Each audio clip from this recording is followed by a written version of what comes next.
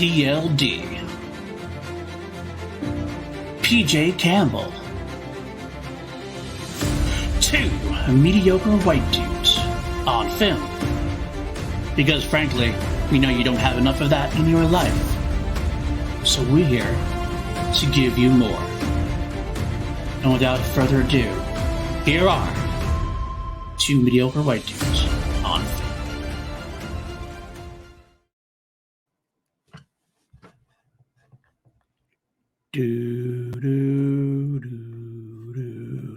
There we are. Hello there. You let that sit for so fucking long. I did. And I was like, are you ever gonna drop it? I wasn't gonna make a noise until you did, but I was like, I'm not gonna be that guy. And that's you trying to pull one over on me. I was. Like you do every time. But no, I was fucking prepared. Well, you always try to jump in. You always try to jump in first really quickly. So I was like, I'm gonna wait and see. If I just keep the thing, if I keep it up, will he just jump in or will he actually? No, I'm not going to. You know why? Well, I mean, I kind of did, but also I just waited it out instead of like I could have unmuted myself and like made a noise or said something. You know why I didn't though? Why? It was a rough morning. Yeah, rough morning. Yeah. You know why? Why is that? I had to watch that goddamn Avatar trailer this morning. Because I waited bringing that this up. morning. I didn't watch it last night because I was out at Mondo when they dropped it. Right. And so I was like, I guess I'll watch the trailer. And so I watched the trailer and now you want to go and now it's your most anticipated movie of the decade, right? Yeah, no, I watched the trailer and was less than pleased with it. And then I decided to tell the internet about it. They were less than pleased with you. Were not happy with me. They were definitely less than pleased with you, that's so true. I had a long fucking morning dealing with a bunch of nerds who were like, they were mad that I was comparing it to Star Wars, where they're very clearly, they're marketing this movie like it's The Force Awakens, and it's not. No, it really isn't. I mean, like, honestly speaking, like, this is not a generational thing.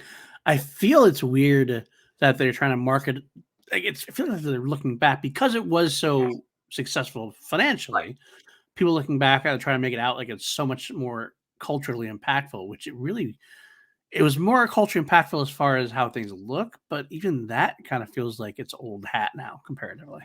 It also looks like James Cameron just remade the first movie. Yeah, to be honest with you, like that's exactly what I wrote in our text. I know you weren't wrong. So we're remaking the first one, basically. That's what it is. Then one dude was like, this is a trailer," and I was like, "Yes, thank you. I clearly said it's a trailer, and I still didn't like it." Right, and you're not saying the film is bad. I mean, it probably will be. I probably will be less than enthused. Right. And that's fine. I shouldn't say that. I need to go in with an open mind. But the truth is I just don't care for the first one, really. So, yeah, I honestly, the funny thing is I couldn't tell you much about the first one. I know it pretty. It had a lot of blue people. It had Sam Worthless in the lead. And at least it had Stephen Lang. Stephen Lang was excellent. I do remember him. He's one I liked. Sigourney Weaver was fine. I always like Sigourney Weaver. She's good in everything she does. But yeah, other than that, I like the story. As far as story wise goes, I'm like, Giovanni Ribisi is the tech guy. Yeah, but I was gonna say he's like the Paul Reiser from Aliens character. Yeah. Like that's kind of. I remember that. Yeah. You know what's gonna happen? I know what's gonna happen. One of our patrons is gonna be like, "Hey, you know what you guys have to talk about?" Oh no. One of them is gonna make us do Avatar, and it's gonna make me sad because I will never. I'm making it a point that we will never have another episode that is like Halloween Resurrections. But that means I'm gonna have to be way nicer to that movie than I want to be. You know, you're gonna have to cut loose. You're gonna have to, PJ. That's all there is to it. You have to cut loose on it. If you feel that way, you can't hide your feelings. We are an honest podcast. We are, but I don't want to. The Halloween Resurrection episode, I feel bad about that still. I don't. I feel no I'm regrets. glad you don't, but I do. Well, I still feel bad about it. Well, no regrets, PJ. Get over yourself. You have a duty here on this podcast. If something is a piece of shit, 5 yeyears old. If something is a duty, it's a piece of duty, then you have to treat it like a piece of duty. That's what I'm saying. 5-year-olds.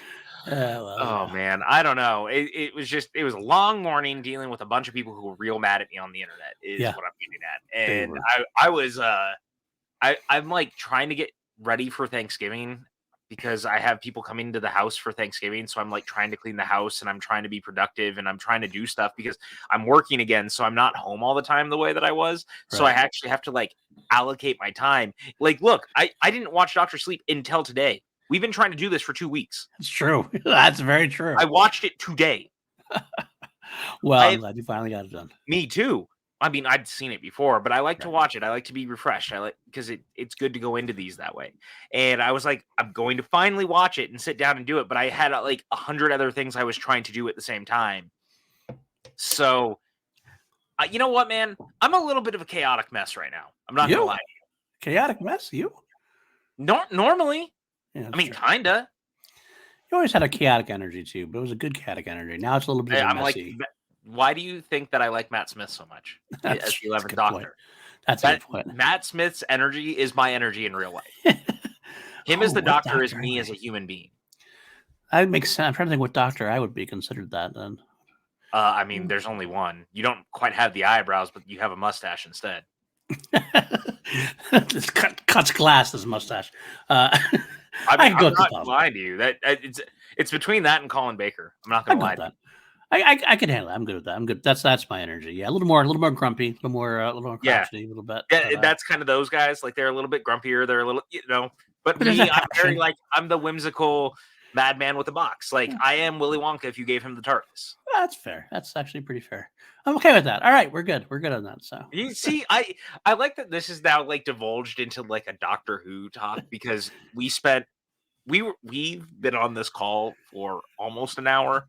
at least. And instead of actually recording anything, we were having a conversation about Doctor Who that just continued to like go down the rabbit hole. And the deeper we went, I was like, we're never actually going to record this show. We actually should have been recording that part of the show. We could have put Well, that you on Patreon. probably should have been give it out as Patreon content or something Right, because it was absolutely. very interesting. Yeah. You guys will never know what we were talking about. I don't want to tell you now. Yeah, now you never gonna know. You have to purchase in DMs or on Patreon. If you DM me on Patreon, maybe I'll tell you. I mean, Yeah. I just had like lots of cool stories to tell. I've been, listening to some things. I have some theories about next season. Although I gotta say, we didn't talk about this.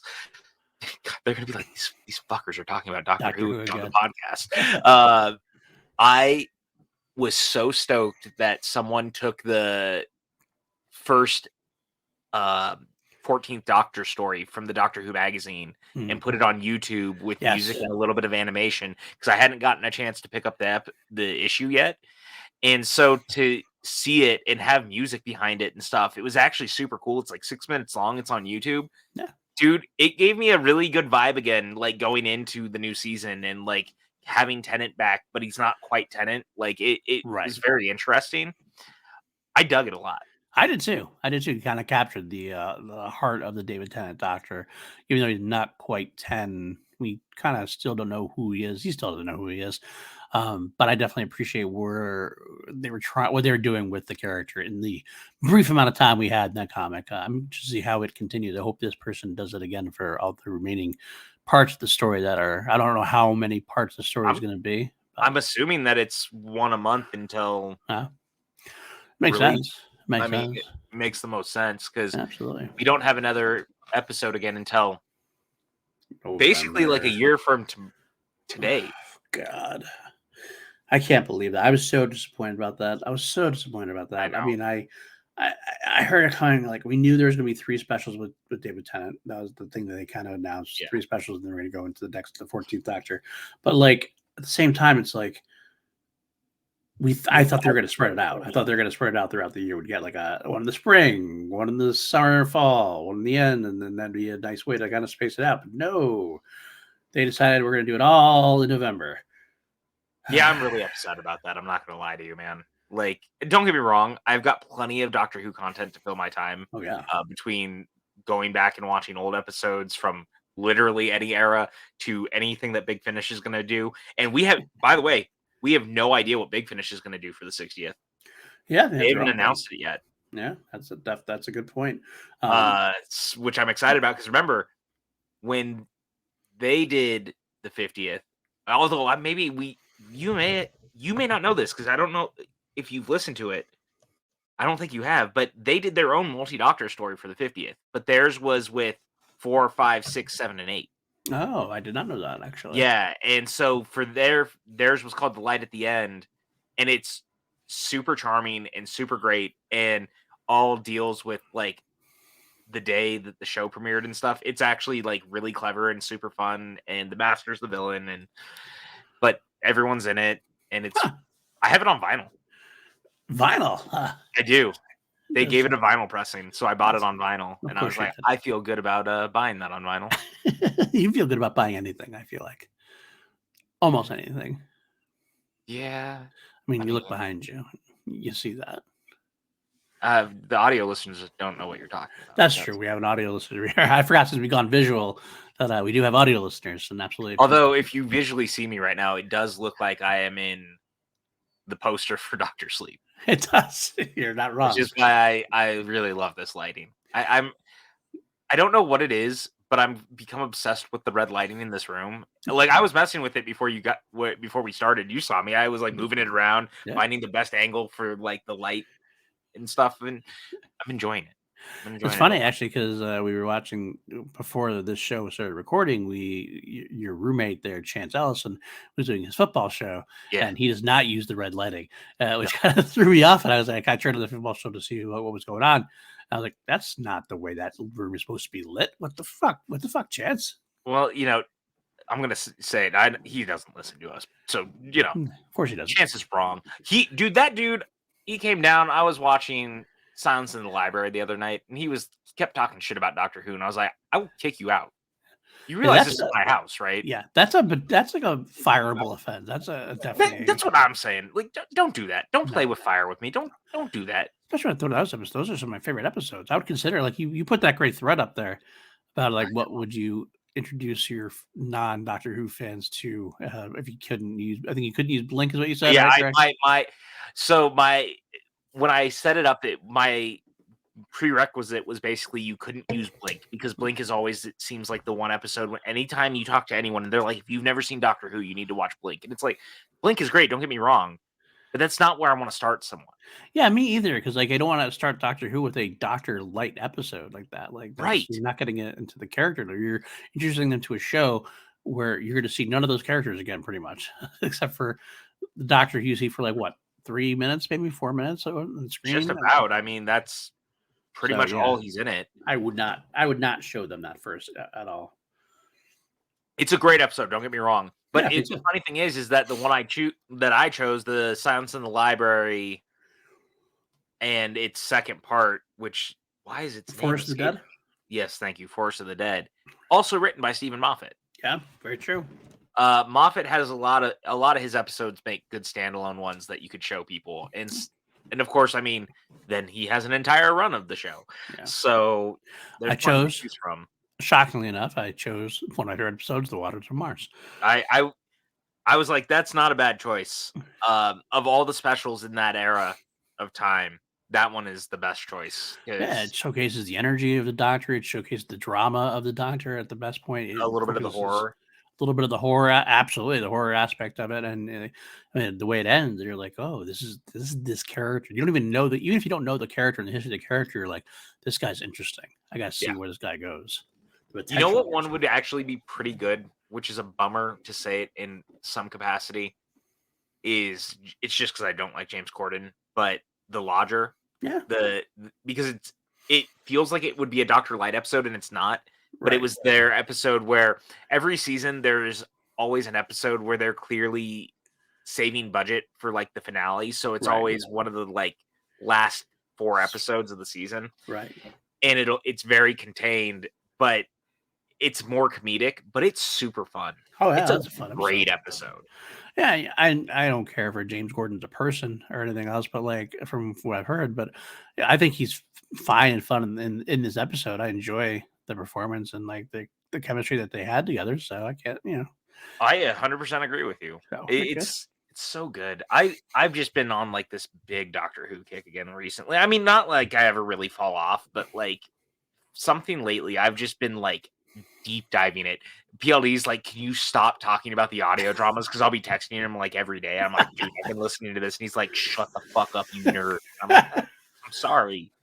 I definitely do not say that because I love hearing you talk about here. Love hearing you gush about things you love, and I love hearing you gush about Doctor Who, especially considering that's the part of Doctor Who I still haven't got into yet, even though you've tried very hard to get me into it. I still think I will eventually. Just I do say it's daunting for me, because it's so I don't know where I'd want to start really, and the idea is that I listen to a lot of music and stuff, so I've been listening to more podcasts. I've been really getting into like our friend See? Ken Knapsack's I Force love Center that. podcast. I love his takes They're on so Star good. Wars. They're Yeah. so good. So it's an interesting way. I'm getting into that a little bit more. So maybe I'll slowly walk down that rabbit hole and You know, eventually I'll catch up with you. a good thing for you to do, either start with 9 because I know how much you like Eccleston and I know you want more adventures with him, Yeah, or even Tennant because I know how much you love Tennant, yeah. or jump into one of the fucking multi-doctor stories. That might be the song. That might be the way to go because I Because love then being. you get I'm not like Eccleston. I'm not like Eccleston or Capaldi. I like a good multi-doctor story. I yeah, love a good multi-doctor and story. now you'll get a little bit of everyone at Yeah. one time, and that could go a long way to like get you into it if you wanted to. Absolutely. That might be the way to go. I got to finish my music project I'm doing. It's taking me a little while longer, and maybe I'll get there eventually. But I am getting, let's say I'm getting closer and closer. Let's put it that way. I love that you're getting closer and closer, though. It makes me happy because I want you to I want you to listen so fucking bad because I want to nerd out with you. Right. We will. In the moment that I know that you open the door, I'm going to give you so many fucking suggestions of things to start listening to Oh, I because know. there's so many like great one-off stories and Right. different ones that are actually like connected to other things that you and I like. Right. Or one of the things that I really like that they've been doing is that they'll do like a set with Tennant, Yeah. but then they'll do like a standalone episode with Tom Baker or someone that's tied to it. That's pretty cool. That's pretty. And so, like, yeah, so you'll have like this story that happens with one doctor years before that then ties to something that they're doing later. But Yeah. you don't have to listen to it. But if you are and you're like listening to the ranges, it's just kind of neat that they do that. Yeah, that's the kind of shit I love. I love geeking out with stuff like that. I mean, that's right up my alley, as you know Yeah. very well. So, Oh, I know. Yeah, but oh, also, random aside, I went to Mondo Monday last night, and I saw a movie I had never seen. that's called tough for you to do. So. I know, called Ticks. Have you seen this movie? Ticks? No, I have not. It was called Infestation, apparently, when it came out in like '92. That actually sounds more familiar. This movie has Seth Green, Yes, Carlton, yes, Thanks. yes. I do remember this movie coming out now. Yes. Rance Howard, and Clint Howard. What a piece of cinema that was, my friend. It's a nice way to put it, I think, if I remember correctly.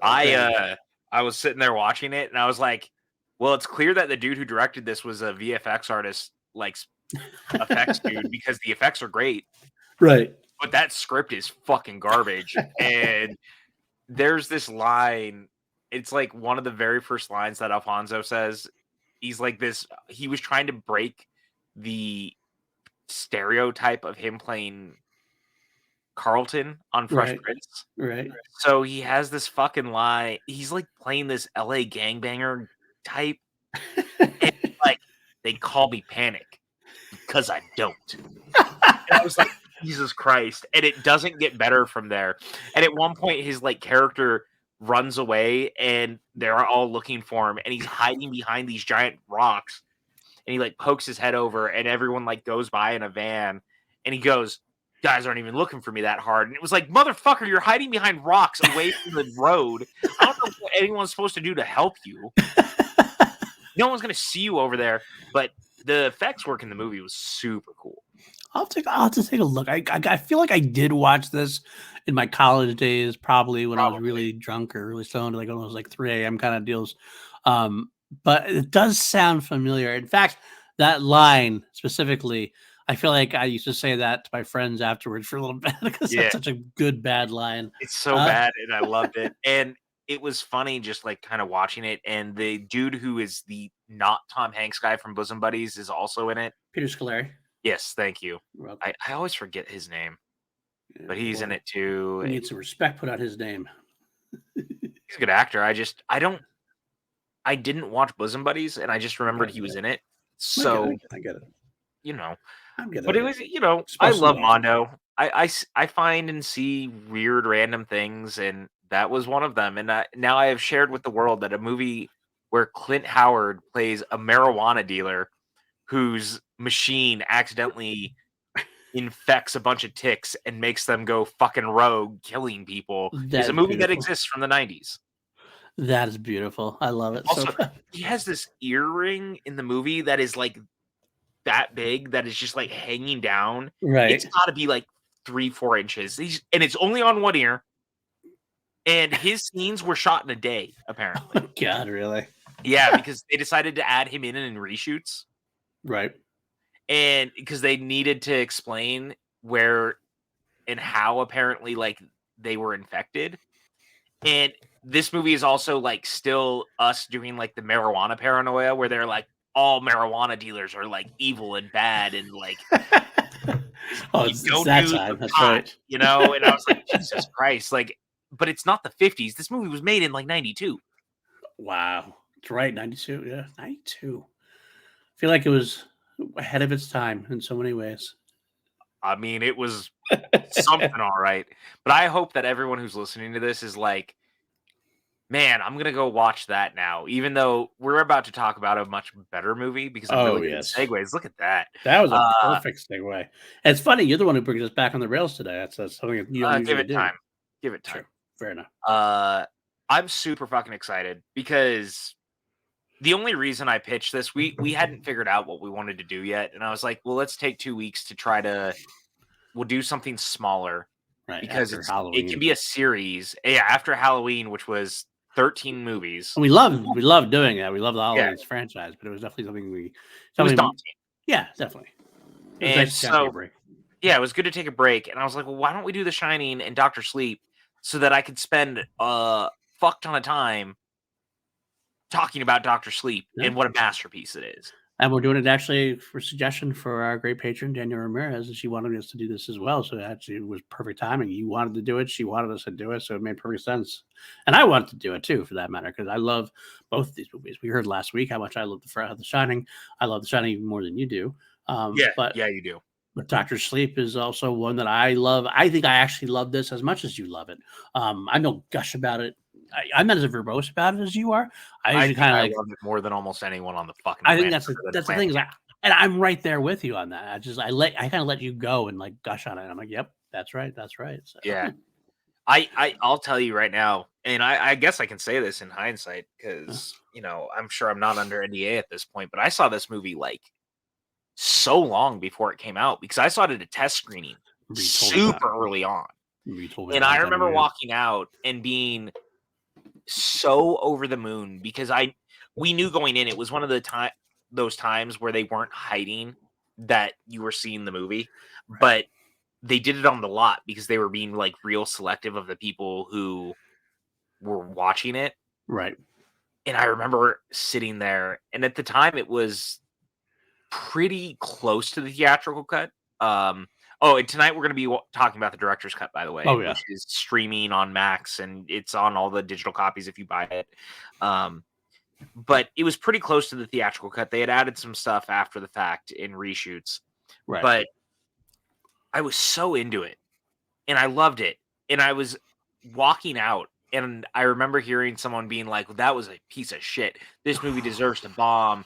Like this, it was so boring. And I was like, oh my God, we're going to end up with like Blade Runner and The Shining all over again. Yeah. And lo and fucking behold, no one saw it.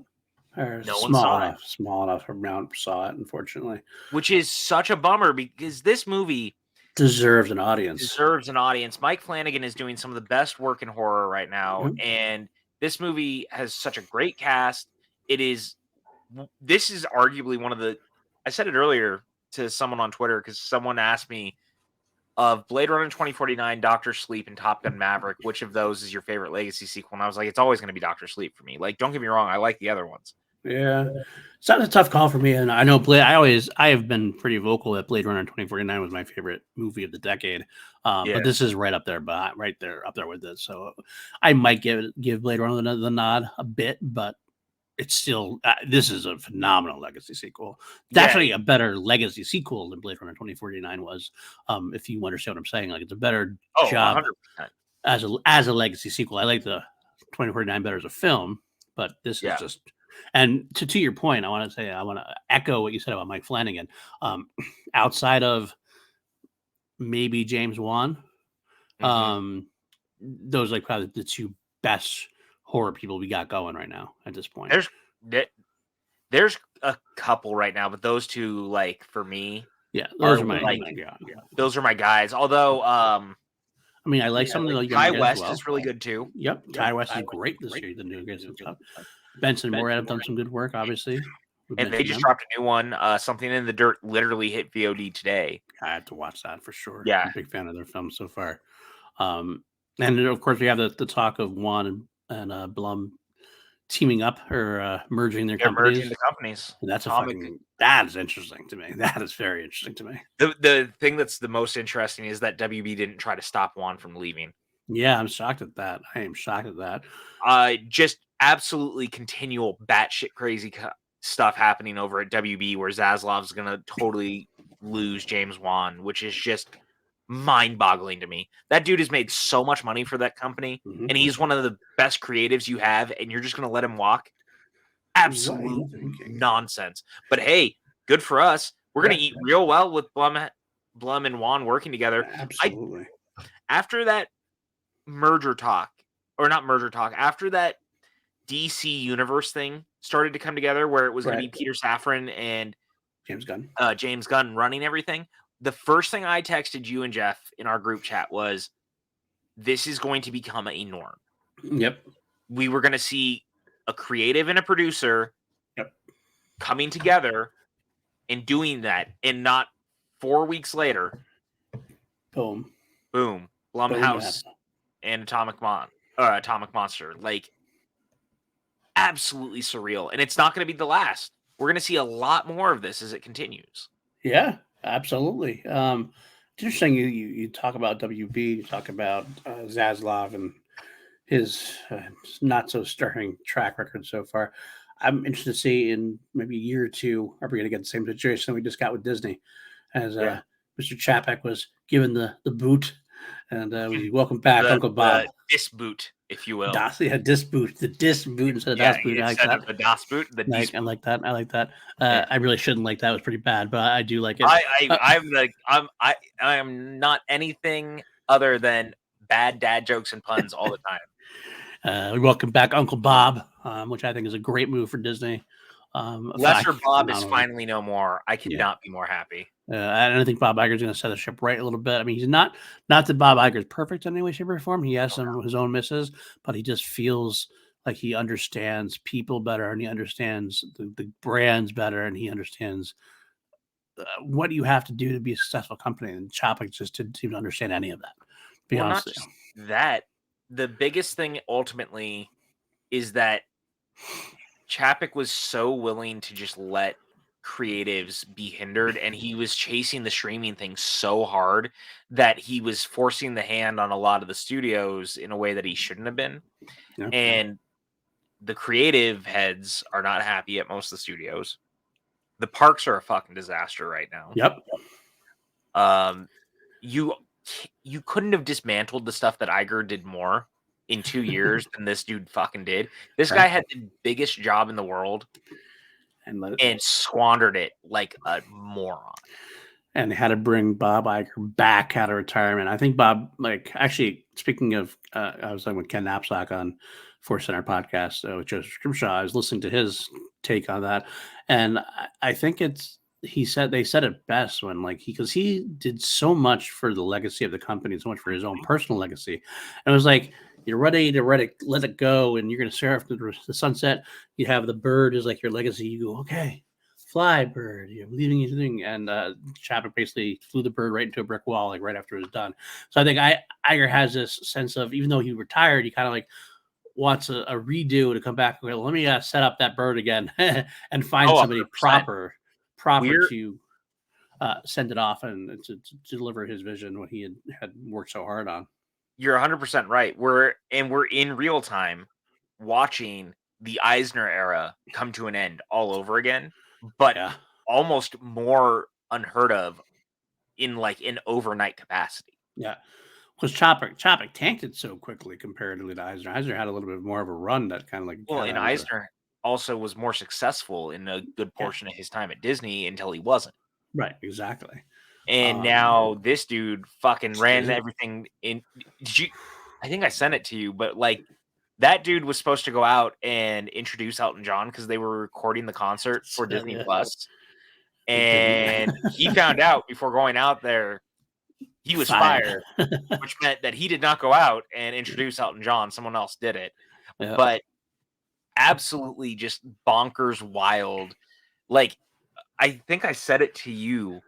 I was like, it's like the ending of The Godfather, but in more of like a petty sense, Right. more than anything. But like, he's basically Diane Keaton standing outside the door as Iger walks in with all the like studio heads and closes the door on it. Right. Yeah. Pretty That's much. straight up what this is. Yeah. And now we're gonna see like a reversal where Iger's about to put a hit out on pretty much everyone in that. He already got rid of one of the positions that Chapek created. Yeah, I heard that. I heard that. You know what this also stems from? That dude fucking walked out on stage at D23 and got booed. Yeah.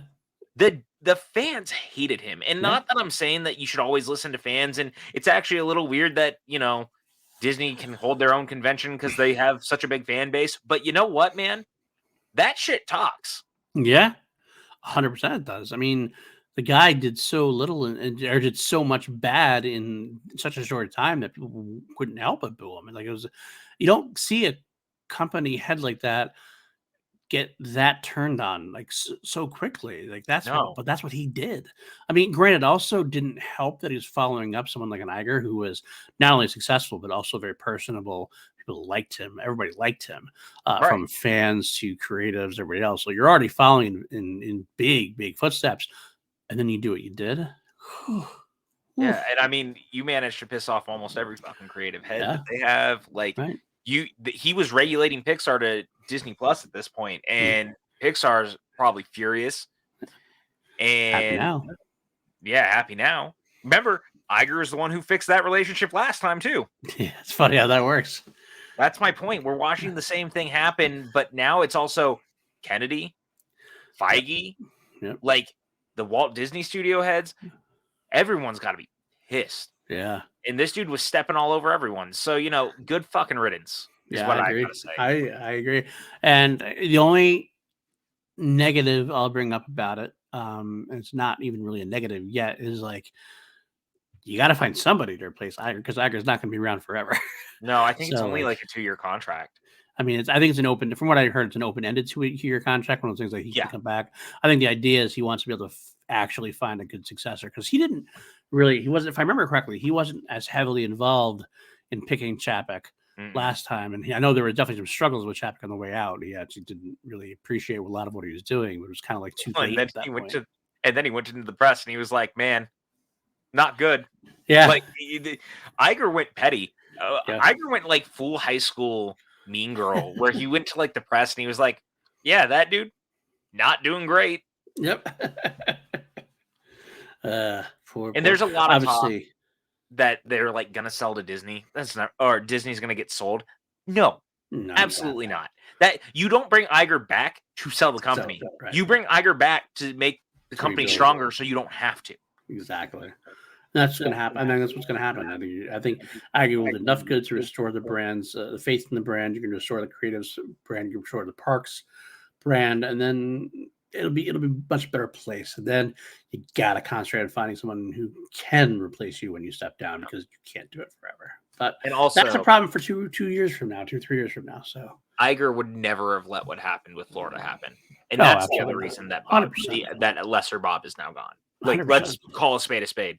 I don't overly get political on this podcast. I try not to, but and this is not me getting political in any real nature, but the way that Bob handled that, lesser Bob handled that entire situation so poorly.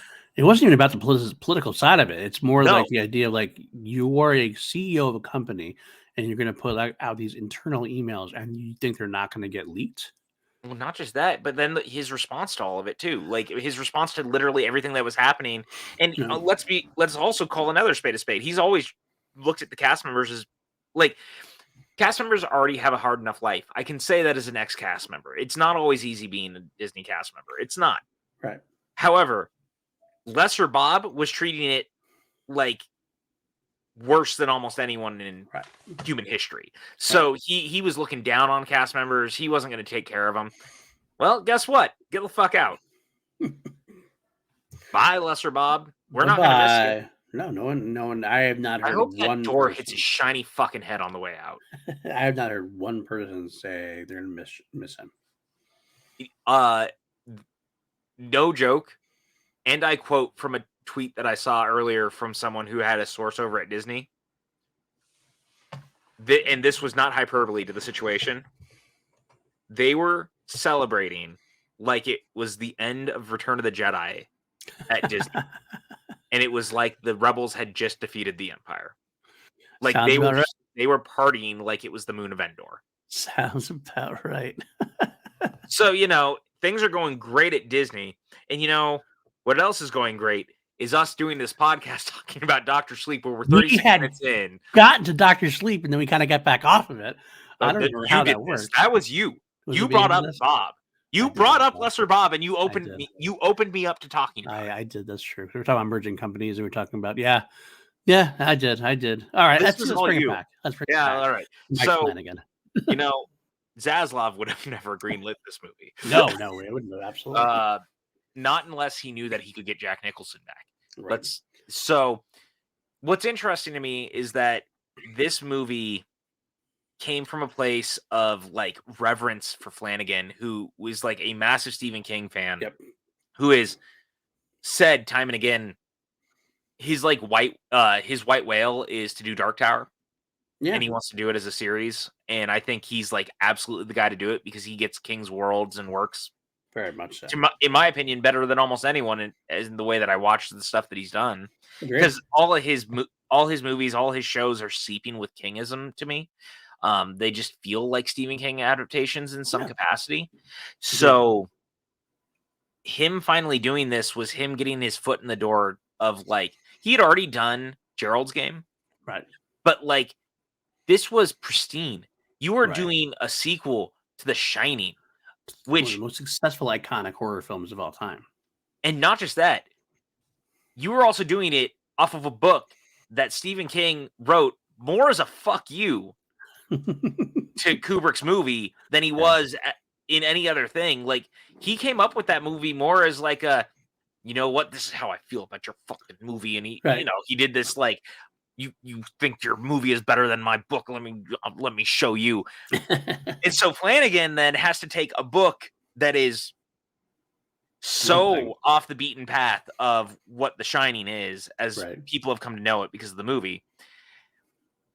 But you also have to do it as a sequel to the movie that everyone knows. And the hope is that you can make King happy. Right. And that's the thing. You got to make King happy and the fans happy, and you got to be true to yourself. Yeah. And he manages all three. And not just that. He hits it out of the park. Have you ever heard when he was nervous? So apparently King did not know that the movie was like for sure happening. Okay. And Flanagan gave him the script. And when King came back very enthusiastic about the script, he goes, "Is it going to get made?" And he goes, "I get to tell you now. It was greenlit yesterday." Nice. And I feel like that is like the most big endorsement you can get for something like that, especially again, considering how King felt about it all. Right. And then for the casting, one of the things that drove him nuts about that movie, and we talked about it while we were doing The Shining, was that he didn't like that it was Jack Nicholson as Jack. Right. Because you already know Jack can be crazy. So now you're just bubbling on crazy instead of waiting for it. Right. He was so blown away by Ewan McGregor because he was like, that was no longer Ewan McGregor. He was like, that was Danny Torrance. Yeah. He really loved that. Him. Was Rose the Hat. He was so enamored with the performances because he got people who you could recognize, but had never really played the parts like that. Yeah, no, that's a great point. He didn't. I mean, like Ewan McGregor obviously was known pretty well for Star Wars, for Right. Trainspotting, but he was not that kind of actor that was really typecast into anything. So you couldn't you could put him in this role and you could lose him in the role. Same with Rebecca Ferguson has been amazing at everything she's been in, but she just encapsulated the role, and that's what it was needed for the film. And Mike Flanagan did a great job with that casting. Those are three of the best performances there. Obviously, young Abra Star, Abra's also Kylie Curran is incredible. And here's the other thing, to your point, and something I think is like really overlooked with this movie outside of the three that we're just naming because they're the big three. Right. This movie is chock full of character actors, character actors, but they didn't fill it with big names. Like, it's people you'll recognize maybe, but everyone who was cast for the most part are actors that you could mold and do things with, and that's what makes this movie work. There is a bunch of I call them the Ed Harris actors because that's the biggest compliment I can give you. It's those kind of actors that you're going to put in there. You're going to put them in a supporting role, and they're not only going to just like do the part, they make the whole of the film better because of them around it. I'm talking like got people like in this film specifically. Bruce Greenwood is very much an Ed Harris for me. Cliff Curtis, brilliant in his role. Carl Lumbly, right? Yes, Henry Thomas doing a great job in there. And also that put him in there, but but in this film, absolutely. But also Alex Iso, who we don't talk about a lot. It's not a huge performance, but she plays Wendy, and she gives such an interesting, nuanced, spot-on performance that it doesn't feel like a caricature. And that's the same thing with Lumbly. And even Henry Thomas. They all play characters that we know. And this is actually a great point to bring up now. Well, we might as well. You could have tried to get people to come back and de-age them. Yeah. Or you can just cast with actors who are talented enough to do their own thing, but also bring those characters to life in a way that you might recognize. It also depends on how you shoot it. It's how you depict it, really. And honestly speaking, Flanagan does such a batshit crazy job with this. Like, I remember there was times where I was like, "Is this?" I almost had to stop myself and go, "Yeah, this is a recast. This isn't like just footage from the." I almost felt like it was a flashback, but it was because it was so well done and so well thought. It was like, wow, holy shit! The kid Roger Dale, I think, is it Roger Dale? Roger Dale Floyd. He plays Danny Torrance as a kid. Is so fucking good. Yes. And those opening shots after, so the movie opens and we meet the True Knot for the first time. The True Knot is this cult that lives off of the shine of children and humans, basically. And it keeps them young forever. And they kill this little girl to steal her shine.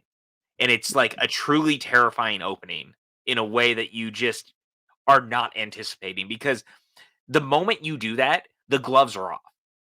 They killed a kid. Now, you don't necessarily, it happens. They do it off screen. The way that it's done is so great.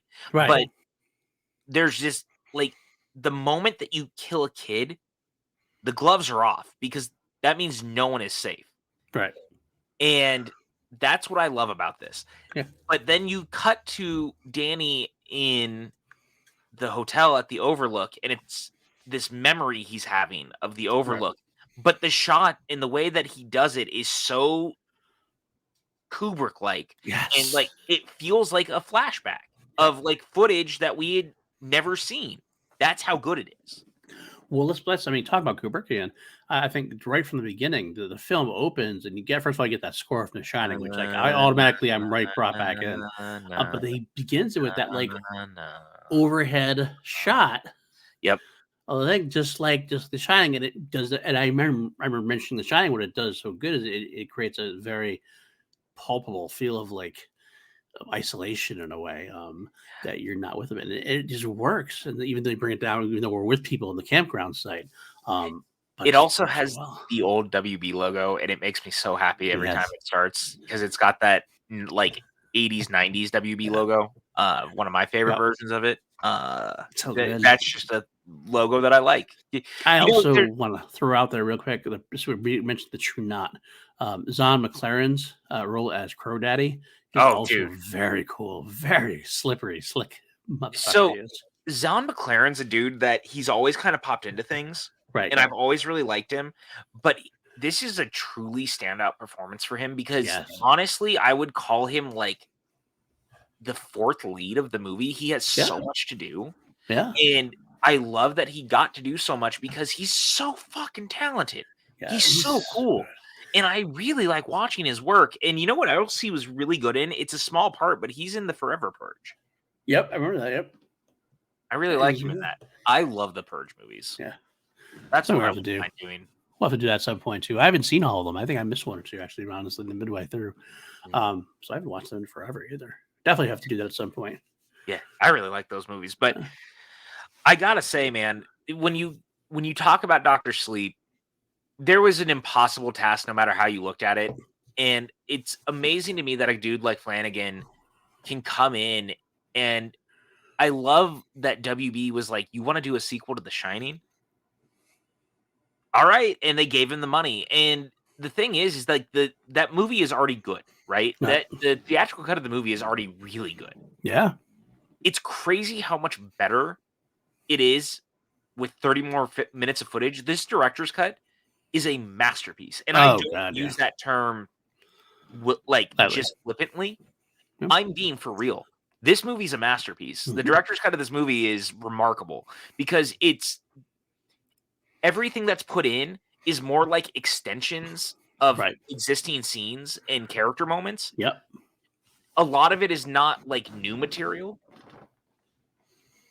And yet every part of it feels like it was always there. It's so natural. These scenes that play between Danny and Dick Halloran that are extended on the bench and the conversations that they're having, some of the sequences of just being in the Overlook again, like little things that they do. There is a great extended sequence between Henry Thomas and McGregor because the theatrical cut only has the scene at the bar.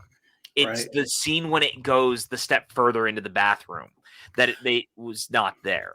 All right, the mock-up of that same scene as The Shining, and it's perfectly done in this film, and with adding the whole wrinkle of it being Jack or whatever, it's brilliantly done. I got to say, I totally agree with you at 100% of what you're saying because, I mean, this is something that just should not have worked as well as it did. I mean, we mentioned before we had the Kubrick version versus the King version kind of thing. They both had their own little things, but like he was able to patch together something that was a sequel to the book. Yes. It was also definitively a sequel to the film. Right. And like how do you make such disparate visions come together and work? I don't know, but Flanagan did it. It's so brilliant to me in that capacity because I said it earlier when I was rewatching it on my tweet. Like the amazing thing is it's also a great standalone movie. You never have to see The Shining to love this movie the way that I love this movie. Yeah, and I agree with don't that. get me wrong, I've obviously seen The Shining, but like that's how good it is. Cannot get over that he could take all of this and make it work. And it's so funny because I don't know if you remember when they like initially announced Dr. Sleep as a book. And King said he was going to do it. And all of us were like, you're going to follow Danny Torrance doing what now? He's a nurse? Like, wait, what? And he's like, this idea that he's using his shine to help older people in a nursing home, like cross over to the other side peacefully. What the hell is going on? I remember getting knowledge of the book. I remember getting the book and still like even like part of the way through the first like part of the book, I was like, who the fuck is the True Knot? What do they have to do with the Shining? I don't get what's going on at all. This is not a sequel to The Shining. This is a totally different book that just happens to have Danny in it as the character. And yet, by the end of the book, I was like, oh, yeah, this makes perfect sense. I really get what he's going for. I get what you're going for. I get what you're selling, and I'm picking it up now, and it is exactly what it needs to be as a sequel to the Shining book. Right. And also, as it turns out, to the movie. Yeah, 100%. More as the movie than the book, obviously. But it's just so funny because this was one of those things that I couldn't even believe that King would want to go back to it. But he just felt that burning passion to burn Kubrick's to the ground. Yeah. Although I mean, I think he has softened on him a little bit. what he has because of this. Partially because of this. Yeah, at least partially because of this. That's true. That's part of it, because it took a lot of the stuff that he was really upset about and found ways to mold it in. Because I kind of mentioned it before in the last podcast, but like the burning down of the Overlook, that's from The Shining. The Overlook does not exist. Yeah. In any capacity other than as land. Right. In the book is a campground, I think, right? Isn't that what it is? Yeah. It's been turned into a campground. And of course, they play with the campground stuff in and of itself in different capacities, right, doing other things. But it's so interestingly handled here, and it works, actually. I actually kind of prefer the ending now. I actually prefer the movie ending as well. And King said it best. I watched an interview. It was one of the bonus features we had was an interview that had King and Flanagan side by side. And King mentioned specifically is like, after all this time, like it was just so fun to go back to the Overlook. And it was so great to see, because the Overlook was such a primary character of The Shining, like not even as much as Jack and Wendy. Like the Shining itself was a big character. Yes, and to be able to return to that, like you couldn't have that in Doctor Sleep, and that would have felt missing from the book. This way, you bring it back, and you can have it in the movie, and that's the end point where Danny's got to go back to the Overlook to finish us out, and that's where his dad's ghost is at this point, or his spirit's caught there, and he got there's so much about it. It makes it, like I almost feel like King was like, oh God, I wish I could have done this for the book. And he felt like that's what he was saying. He wanted to have this happen for the book. And I think that it also just goes to show that over time, how much he has changed. And he was like, you know what? Even though I was bitter, we found a way to make it work. And like, look how good it is. So good. And I think in a way, like we know that like the ending of this film is very close to how the ending of The Shining is in the book wise. So that's a way, I guess that's another reason why you mentioned before how King basically used this to forgive Kubrick's version because he finally gets the ending that he wanted. Yes. Which is so fascinating to me. But the other thing too, when it comes to this movie, and it's a thing that I've always just really loved, is that it really is an interesting balance of what happens to someone who has a super rough upbringing, whose dad was an alcoholic, while also having gone through what they did and finding a way to merge that into what does that turn a person into after everything. Right. And like the damage that all of this does to one person and the thing you take with you. You're dealing with the most severe version of PTSD imaginable for a kid who was like, he'd already watched his father be an alcoholic, and they go into all the stuff about where Jack had hurt him and like broken his arm, only to be like almost murdered by him as a child. Yeah. But more than that, the shining of it all, and the fact that these ghosts and stuff, the Shining brought to life the Overlook in a way that it didn't because Danny walked in. Not because of Jack, not because of Wendy, not because of anyone else. So now not only does he live with what happened to his dad, what happened at the Overlook, what happened to his mother after the fact, as we find out she got very sick and she died, and she could barely look at him because all she would see was his dad. Yeah. But then to also live with that, so much of it happened, as it turns out, because of you. That was the reason why it happened, because as with the conversation that he has with Dick, it's because the Overlook was feeding off The Shining and woken up The Shining. But what's great about this film for me, especially, is that not only does that like change the context. I mean, it was kind of always the context of the move of The Shining, but it was made clearer in Doctor Sleep. But then not only that, it actually does a dual job of recontextualizing The Shining and also giving you your ending that you want to get. Yeah, exactly. And that's what I love about it, is I think it makes The Shining better. I think it does too. And that's rare. Yeah. And I think it was a fucking iconic masterpiece. It was one of my favorite horror movies when I was growing up. So, I Right. mean, like, and you made it better for me. You gave me further depth that I didn't even know I needed. Yeah, Beautiful. man. And I gotta say, like, this, no matter how you look at it, was, and I've said it a lot, like, it was always an uphill battle. It was never gonna be easy. But Flanagan makes it look so effortless. Yes, It that's a perfect word. I'm sorry. Go ahead. Right. No, no, no, it is, because it's true.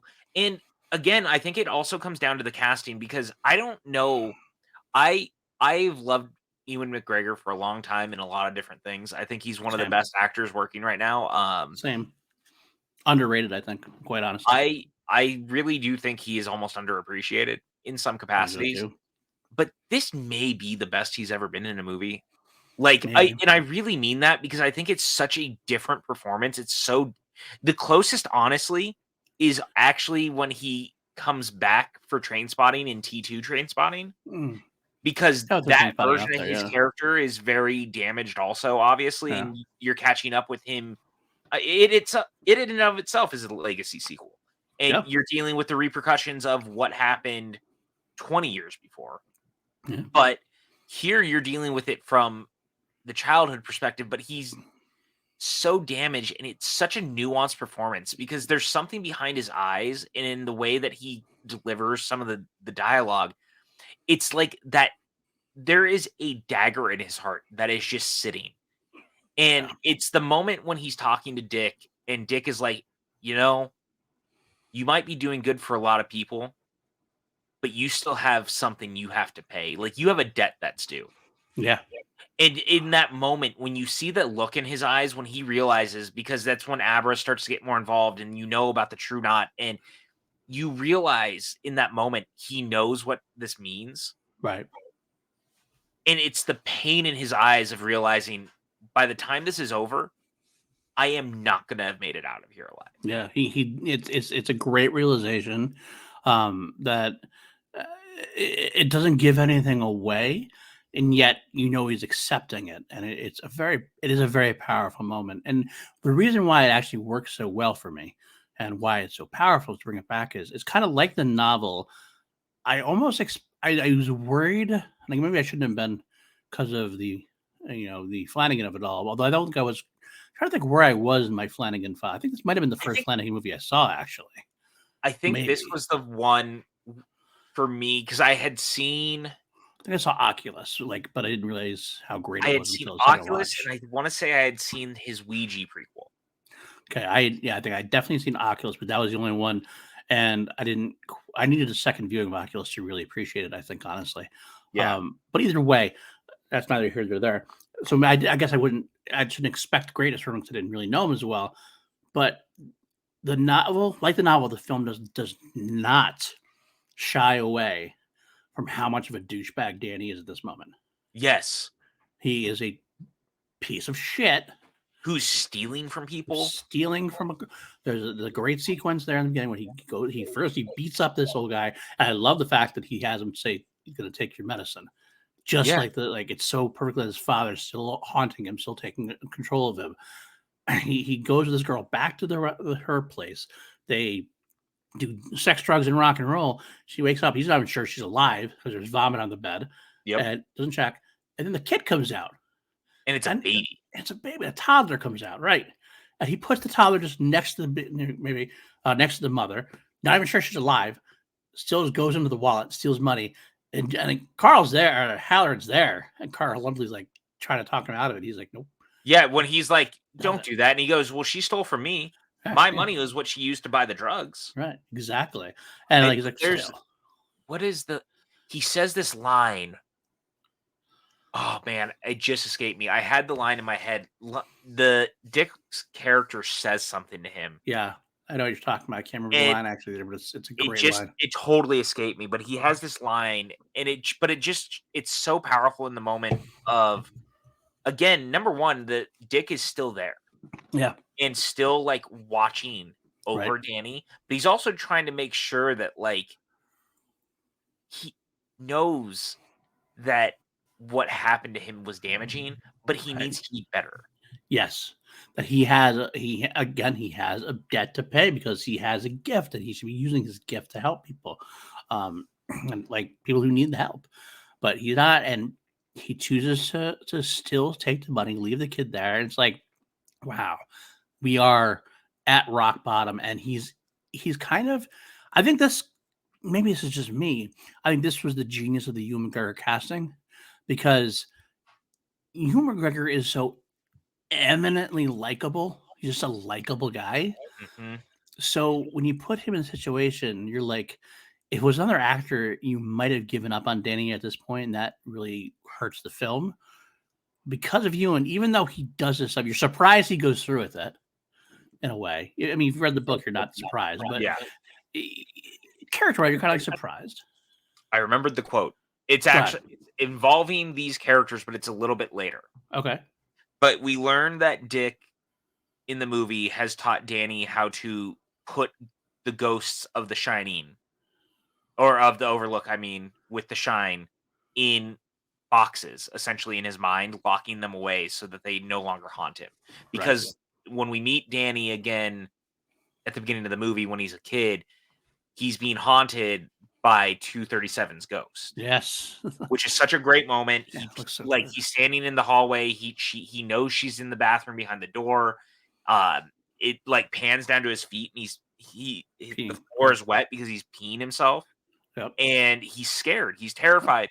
So Dick is talking to him, and Danny goes to unlock one of the boxes in his mind to put the girl and her Right. baby away, and Dick goes, "You can put things from the Overlook in boxes, but not memories. They are the real ghosts. You take them Right. with you." Right. It's such a great line because it also shows that through everything, Danny's hope is that he could just continue to like fall through life just like his dad, Yep. but now he could hide it. But Right. Dick reminds him, no, you can't. Like your choices are your choices. The stuff that happens to you is the stuff that happens to you. The Shining will help you get over what happened at the Overlook, but those were because they were already ghosts. They Yep. were not your memories. Those were Right. other things that you ran into. Your memories are yours. Yep. Fucking own it. And he does, and he lets it go, and it's so heartbreaking, even sort of early on in the film. But like I said, like the casting of Ewan McGregor makes it so like when he does start his long, arduous journey back, you go along with him and you root for him. You want him to succeed. Which leads to this. So he gets into this little town, and this is where he ends up pretty much the rest of the movie until we end up in the third act. Right. But he's in this town, and this is where he meets Bruce Greenwood, who plays a doctor named John Dalton, and you meet Cliff Curtis, who plays Billy Freeman, and he becomes Danny's best friend. But Danny gets to the town, and he's looking really ragged, and Billy goes, I know that look. I've seen that look. And as it turns out, like a lot of the people who come to that town who end up there are on the same journey basically that Danny has been on. Like they're all ex-alcoholics and they've been through some stuff. So Danny starts to go into these AA meetings, and there's this moment where he finally gets his chip. Right. And he's standing up there and he starts talking about Jack. And he's telling the story about when Jack hurt his arm when he was a kid and all this stuff. And he like looks down at the chip after he tells the story and he goes, "Thank you guys, because this is both for me and Jack." And like it's such a good moment because it's also the moment where he starts to forgive him. And it's a turning point because you can see Danny wanting to be better. That's what I was gonna say too. It's not only him forgiving Jack; it's the moment where he feels like maybe he himself can be forgiven. Right. I have to forgive Jack for what he did if I'm ever going to take my own steps forward to redemption. Yeah, 100%. And like, him working with all these patients throughout the movie, we only get it like a handful, obviously, because you can't do a lot of that in a movie like this. You have to streamline it as much as you possibly can for being a 3-hour movie. Right. But one of the things that I really love is that the couple of times that we see him hanging out in this old folks home and hanging out, and it's this little cat that goes in, and the cat Azzy. yeah, and the cat is always the reason that the patient or the older person knows that they're going to die, because when the cat shows up, apparently the cat has its own shine, if you will, and is been Right. like a calling card. Anytime the cat shows up in your room, your time is up. But the way that Danny starts to use the shine to give them like good memories and to remember how good life was, but to make it peaceful for them when they pass. And there's this great moment where he's talking to one of them, and he goes, the patient goes, "Can you taste the blueberries?" And he goes, "Yeah." And I can hear Okay. your friends, and I can Frank hear them Sinatra. talking, and then I can hear Frank, and he's Yeah. singing "Come Fly Away." So good. And he starts to sing it with him before he passes. And Yeah. it's such a beautiful moment. Yeah. And that's the thing about this movie. I keep saying how beautiful I think that parts of it are, and so much of what it works. And the movie is great when it's being a sequel to The Shining, and when it's doing the stuff at the Overlook, and it's great when it's doing things that we recognize. Right. It's even better when it's human. Yeah. And it's even better when it's letting Danny go on this journey, or when it's letting Abra go on this journey, or when it's going with Rose and we're on her journey. The stuff that's happening when it's so human and yet so like heartbreaking or dark or scary or what have you. And the interesting thing is that it takes almost an hour for Danny and Abra to even finally start communicating. Yeah. And What that's did you think about that? Their communication style. It feels it's definitely much more overt than The Shining was. oh yeah, So like I was kind of curious how you felt about that. I love it. You know why? Okay. Because Kubrick's is very, very. I'm trying to figure out how to say this properly. Kubrick's is the way he does it in The Shining. It's very internal, Right. and it's very kind of cerebral. Cerebral is the word I'm looking for. Okay. It's like a very cerebral version of it. Right.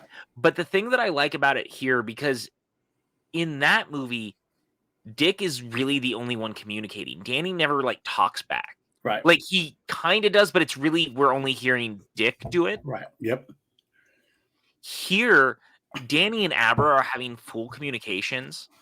So I love the idea, especially with like the time frame of it all and the way that it does. It kind of reminds me of like a text message in like a modern setting of it. And so of course the way that he's going to communicate with her is like through text. Right. And I Makes like sense. that. I think it's kind of fun, and it leads to, well, number one, as it is, like Tony kind of does that to anyway, like with the red rum of it all, right? Right. So we kind of are already setting that up with The Shining. But then to use it, and it leads to that great moment where we have Jacob Tremblay in this movie, who Jacob Tremblay, by the way, one of the all-time great kid actors ever. What a great get for such a small role. Which is why they did it. Absolutely. Completely why they did that. I remember actually watching this and going, they got Jacob Tremblay for this role? Why do you get Jacob Tremblay for this? Oh. Right. That's why you get Jacob Tremblay for this role, because apparently Tremblay was so unnerving in his torture sequence, which, by the way, the torture sequence that he goes through is one of the most grotesquely horrifying things ever put on film. Not because it's like a Saw movie or a Saw sequel, rather, or like anything torture porny, so much as it's his performance is so raw.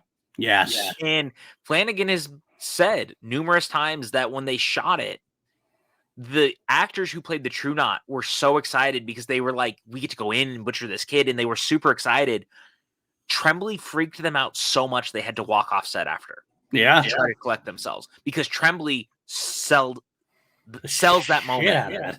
And he's fucking incredible in it. Yeah. And this is why you get him, because he's a remarkable actor. Yeah. But I love the way that it plays out and the way they use that, because it leads to that great moment where Rose starts to notice Abra, because Abra is connected through the shine to Tremblay, and she starts to see what's happening. Right. And she is also connected to Dan. Yes. And she starts to be seeing this murder. She starts to freak out. and it causes her shine to explode. And in big letters, it's like an earthquake hits Dan's room, and he's knocked out of bed, and he looks up, and it's that great reverse shot of the mirror where he looks in the. We see it in the back wall. It says red rum, and he looks in the mirror, and he sees murder. Yep. And he realizes that something very bad has happened. And it's such a great moment because it's so tense and so real. And one of the things that I love about it is that we are on a journey with Abra before it happens. That is like, we see her when she's a little kid all the way to these moments. And like, there's a little young actress who plays a younger version of Abra, and she's always kind of got the powers. Yep.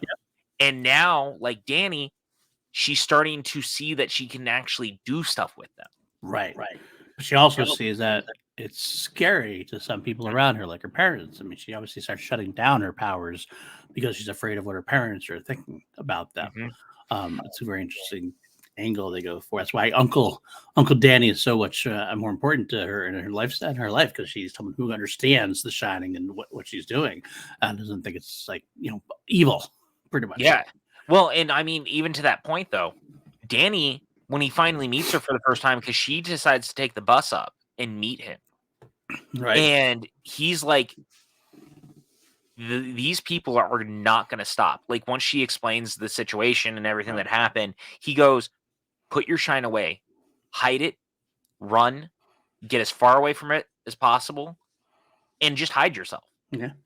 Which is so like, imagine you go to someone and you tell them that all this stuff happens, and their first thought is, there's nothing I can do for you. Run away and hide yourself, because these people are not going to stop, and they're going to hunt you until they kill you. Yep. What a fucking dark, surreal moment that you have to have as a kid, and you're like, are you fucking kidding me? Right. What? Because I hear that, and I'm 32. And if you said that to me and you were like, look, man, I love you, these people are going to murder you, I can't help you, I wouldn't know what to do. PJ, these James Cameron fans are going to murder you. Fuck, I knew I should never open my mouth on the internet today. I need to bite my tongue. God damn. But no, for real, like, when you think about it, it's just so fucking cool and dark and fascinating that this character can go on a journey like this. All of them. And man, Kylie Curran is so good. And it's so funny because the familial aspect there that they start to build is so interesting, because in the book, she's actually related to him. So the fact that they make him Uncle Dan in this is actually really smart, because even though it's a play on it, it's true, because in the books, they are related. I forgot that. I actually forgot that you mentioned that. It's true. Yeah. They are. So I've always kind of liked that, because it feels like a direct nod to it. We have not talked much about Rose the Hat. I'm so glad you brought that up, because I'm like, I gotta bring this back to Rose the Hat somehow, and Rebecca Ferguson, because holy shit, what performance she puts out on this film.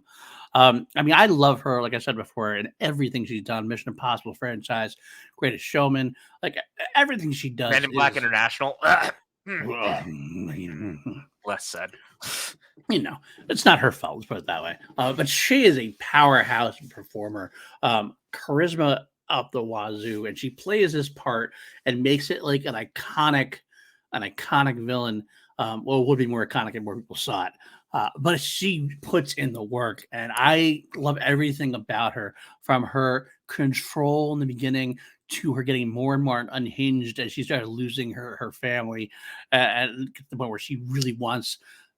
At the end, it's like even not about it's more about victory at this point. It's more or less about doing it's not survival. She needs to win this thing, because she can't see losing, because she's never had to lose. They're like little kids; they never have to lose. You can't tell them no. But I love everything about her in this role, and I don't think anybody else could have done it nearly as well. She really is a testament to what a great casting decision that Mike Flanagan and company made throughout this entire film. God, I love her so much. She's incredible in this. It's one of my, I think I said it in my tweet. I think this is not only an all-time great villain performance and Stephen King character performance. Honestly, it rivals almost any horror performance of a villain for me. Oh, I yeah. would call her almost iconic. I would I be think very she's this close, good in this yeah. movie. And that's because they treat her, to your point. Everything you just said is right. She is 100%. She never loses. She gets everything she wants. She's always controlled the story. She's controlled the narrative. She's the leader of a cult. She gets what she wants. Yeah. And then that little bitch kid, as she Little bitch calls kid. Abra, Yep. and Danny Yep. walk into her life. Well, It's actually, yeah, they shine into her life rather. Yeah. But there's this absolutely unnerving calm to her character that is so fascinating until she snaps. Yes. And that's what makes it so, like, she's so calm and so creepy. And then when she finally snaps, that to me is the thing that King talks about what he wanted out of Jack. Yeah. You know what I mean? In the original movie. Yeah, I can. That is what that's what he was looking for. Really much, yeah. Because you're exactly right. She's complete control. She's playful. She plays with her food, so to speak, like a spider plays with her cotton, those caught in her web. But when she starts losing, first, the best part is she gets like excited about Abra at first.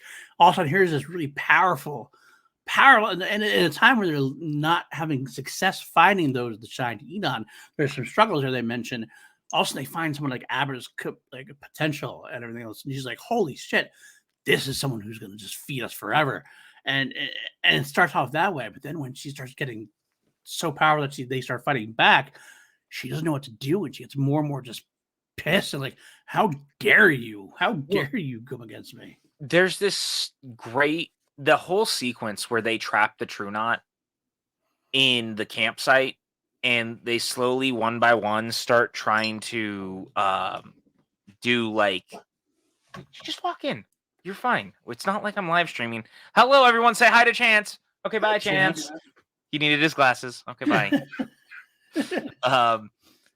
So there's this great moment where they decide that they're going to try to trap the True Knot, and they're trying to deal with these characters, if you will.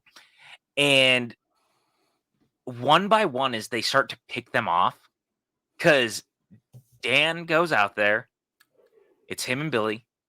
They pretend that Abra's there. The way they use the shine to like do this is so great. And it's like Luke in The Last Jedi. Honestly, yeah. Yeah, it really is. And Emily Allen Lind, who plays Snakebite Annie in this, is so good. Yeah, and but the way that they start picking them off one by one, and you're seeing Rose's reaction as it happens, and she's feeling the death of the cult around her, is so great. And the thing is the reason they're chasing Abra is because with Abra and the way that everything is going, they're running out of shine. People are no longer showing shine, or at least ones like that. Tremblay is the only other one they have found. But when she feels Abra for the first time, she goes, "I haven't felt like anything like this ever. Like this is it. Yeah. We need her. We could live forever off of her, basically." Right. It's I love it. Yeah, it is really well done on both things. They find the right ways to tease what's going to happen, but then like kind of subvert you just enough to keep you interested, keep you engaged. Because Danny's right there with her. He understands how powerful this woman is because she can feel it. Gets Cliff and Curtis involved. And I love the fact that Cliff Curtis is involved in this whole aspect. You kind of knew he was going to have to go, unfortunately, as part of like because they had to have some losses in the film, or otherwise it doesn't quite feel to have the same stakes. But I was so sad when he left. When he got because you really buy their friendship too. Like it feels so real, and especially because he was the one who put himself on the line for Danny. Yeah. You know, when he shows up in the town, he's the one who talks to him. He's the one who gets him the room. He's the one who helps get him into the AA meeting. Vouches for him, get a job. Yeah, like, and he's so good in this. And what a good person he is. Like, yes, because Danny comes to him with this like cock-a-baby story. Like, if you didn't like, you don't know. If you're just hearing this from the first time, you're like, wait, what? So you can talk to this little girl from across the way. That's kind of creepy. And she's being chased by some devil woman and goes by Rose the Hat. And you're like, and he's like, at the end of the day, he's kind of like, all right. Kind of felt like he was like doing the whole Jeremy Renner from The Town. Whose car were you taking? Yeah. Like it's like that's kind of a great friend. What a great friend to do that. It's like I think he said it best. It's like if you're crazy, well, I can deal with crazy. Right. And if you're not, then I want to help you through it. It's a beautiful moment of friendship, and I like. It's so human. Again, it's the Right. human, right? Right, exactly. It's the It's the humanity of it, human. Yeah. and it's not just human. It's the peak humanity. It's what we should be aspiring to be as humans. Well, and it's also like you look at it because there's the exact opposite. The moment that Dan meets Abra's father, for obvious reason, Right. because when he finds out that Abra has this older friend that Right. she's calling Uncle Dan and all this stuff, he freaks out. And he even says straight to Billy, he goes, your friend is crazy. And he goes, I thought that too. Yeah. But again, what a great moment, right? Because it shows in that time that how far he's come, even in these like few hours essentially Right. of this situation. And also Curtis gets to deliver this monologue. Well, it's a little thing where basically they're digging up Tremblay's body because they're trying to find it to prove what's happening and like get this whole ball rolling. Right. And he can smell the body, and he starts to do that monologue about the dead deer. Yeah, the hunting. And it just ends with him going, "This is the same smell," and he realizes that it's whatever. No matter what, they're finding a dead body, but he doesn't know what it is. And then you find it's the kid, and it's just like this horrifying moment. And he goes, "I didn't want to tell you because how do you tell someone that?" Right. Exactly. Ah, so powerful. It's so good. And again, it's a testament to who is cast in this movie. Yep. I was thinking about it while I was watching it. And don't get me wrong, it's not like McGregor's not a name.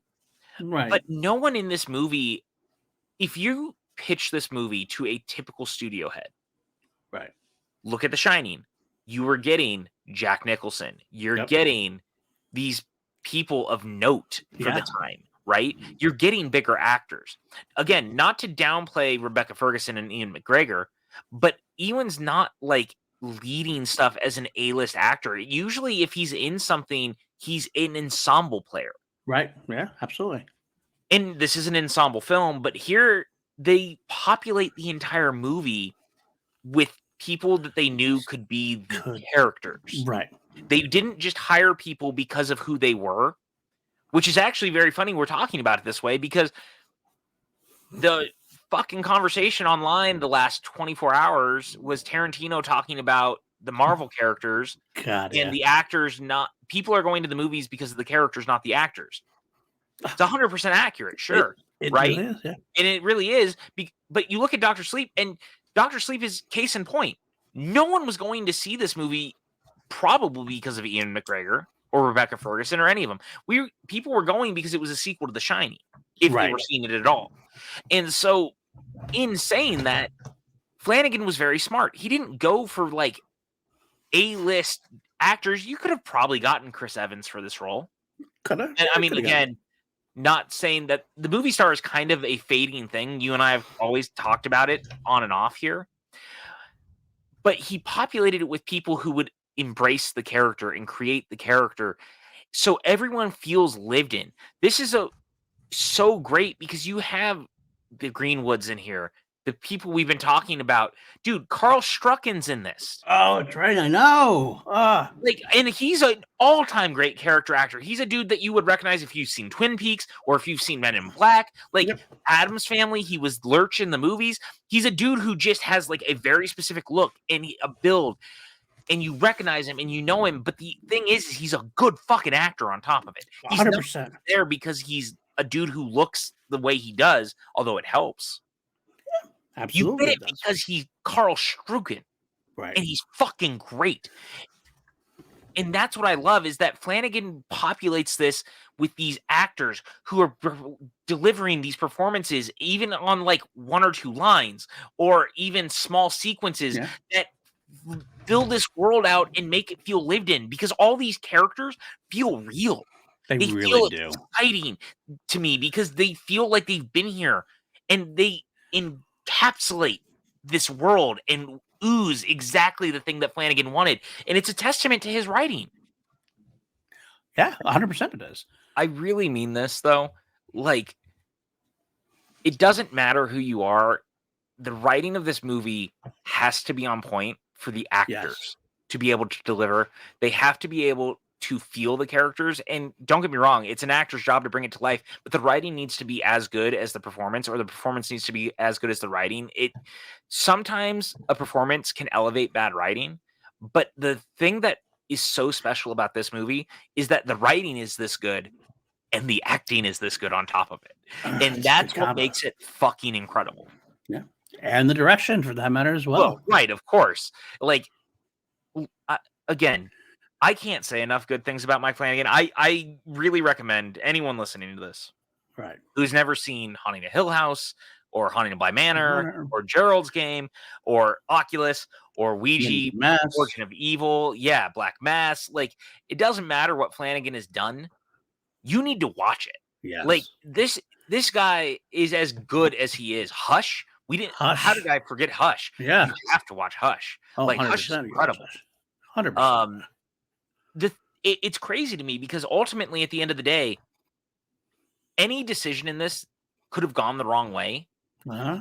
and it doesn't. And I think Many that other that's films a that would have. testament. Yeah. Right, because anyone else who's doing this, and I guys, I know I'm dominating the conversation. It's not like I don't think Paul knows what he's talking about sort of thing. I'm like super passionate about this movie, and Paul is allowing me the chance to Pretty much. do the thing, and it's I can't not stand in your way. You're Right. a force of nature in this one. I think. Here you go, PJ. It's very rare that I get to be the force of nature in the usually it's a pretty good back and forth. Yeah. Today I am the eye of the storm, and he is getting out of the way. And I knew this was going to be the case. I already knowing well before this is going to happen. I knew this was going to be the case. So I took a shot under my wing. This is your baby. Go ahead. Yeah. Just wait until we get to Phantasm or Puppet Master. I might as well just put it on playing screen at that point.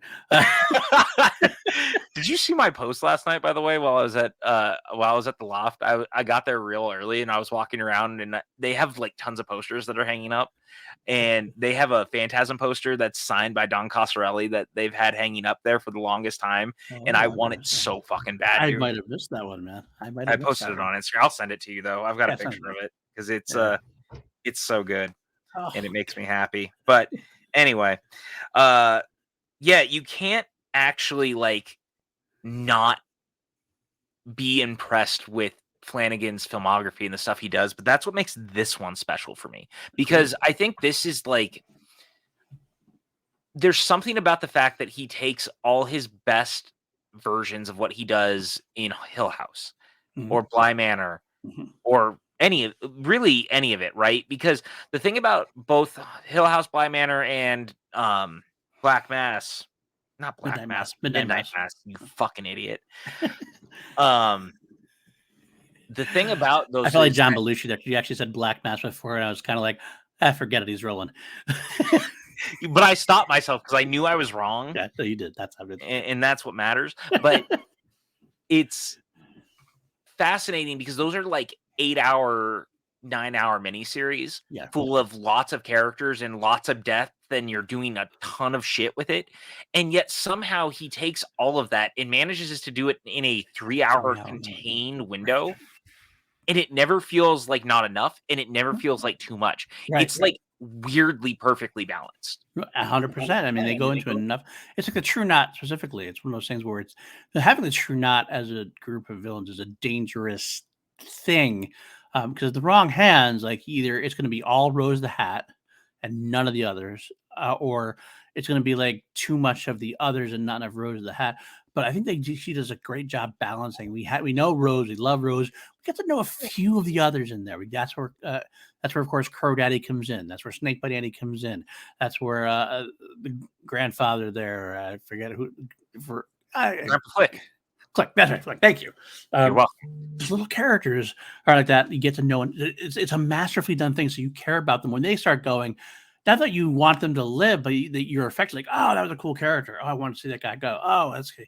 Because it's just very well depicted. And that's what you can have a villain that you don't want to see go because you want to see more of the character, more of the interactions.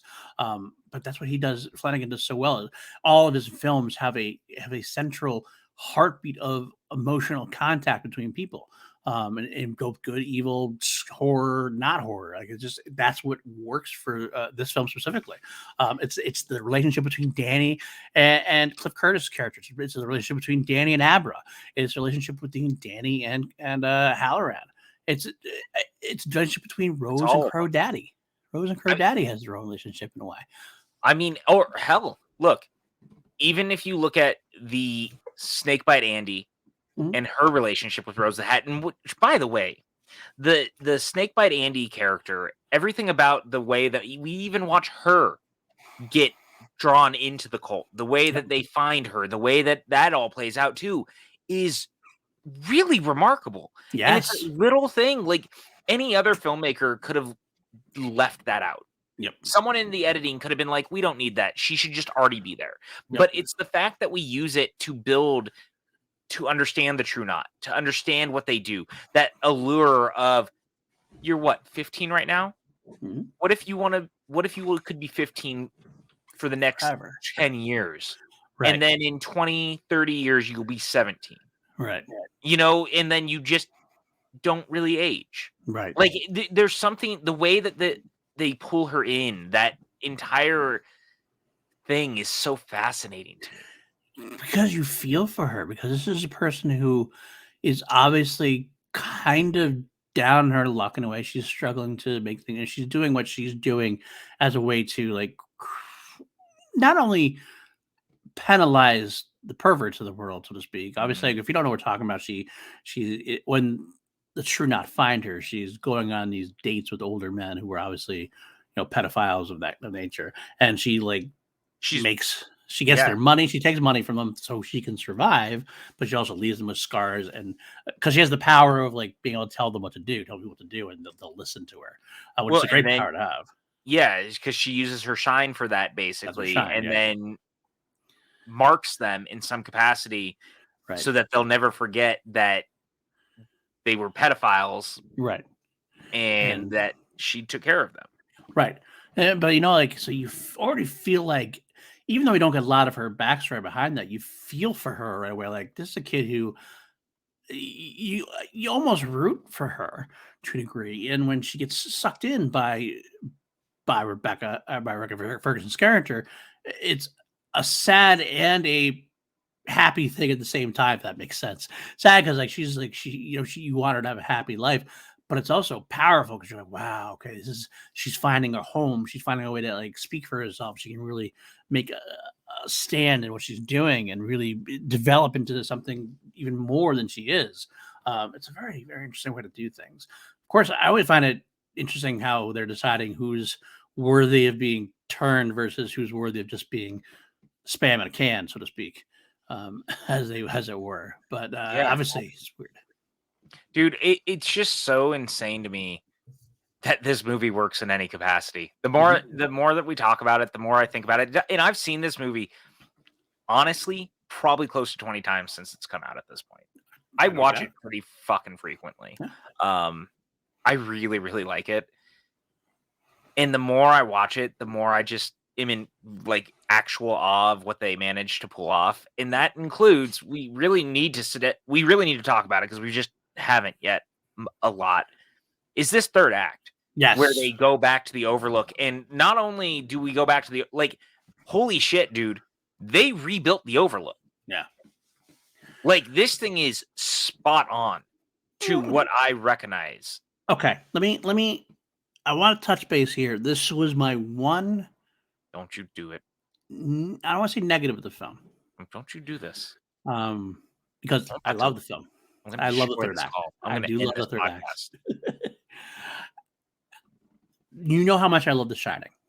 Yes, I'm aware. You know how much I loved The Overlook in The Shining. Yes, I'm aware. The Overlook in Dr. Sleep didn't feel as epically overpowering as I wanted it to feel in comparison. It's not supposed to. It just felt smaller to me. And I don't know if that's a set thing. Because a lot of the set was, like I said, we did The Shining earlier on when we had Danny. when we had Danny, you could say all you want. I'm going to say when Danny was driving through, and he did such a great job mimicking like the sound effect, the sound design, everything else is beautiful. But I felt like when they're walking through the halls, it just I wanted the shine. I wanted the Overlook to be this like when Mike huge Flanagan mansion. listens to this, I want him to know that PJ Campbell was on his side the entire time and would never say such outlandish things and make these disastrous claims out I loud want to to get the this out of audience. the way. I want to get it out of the way because, quite frankly, I Monster. love this third act. I love almost everything else about the third act. You I want to just had the little bit of misgiving that I wanted. I wanted my Overlook Hotel back. your Overlook no longer exists is the point. You want to here, I can turn this around for you in like a minute and a half. If you had just let me talk before you said anything, I could have tried to change your mind. Now I have to try to do it after the fact now that I've heard this. The audacity. Your Overlook died at the end of The Shining. I think the beauty of this is that once Danny leaves, the Overlook dies. Because remember, without Danny, the Overlook was dead. Dick said it. He's the one who awakens the inside of it. He's and I think that it's the Danny of it all. The Danny of it all. Right. So the Danny of it all is the thing that makes it feel that. It's the Danny of it all that gave it that extra life that you didn't know it had. You didn't realize it. And so something about him returning is to a corpse of the Overlook. And he's slowly starting to bring it to life, but by the time it's over, they have burned the fucker down. You know what? You're talking and you're trying to convince me, and it's not really working. But I may have actually found a way to convince myself in a way. Now thinking about it, I never thought about this way. And then you're like, you know what? Screw you. You're wrong.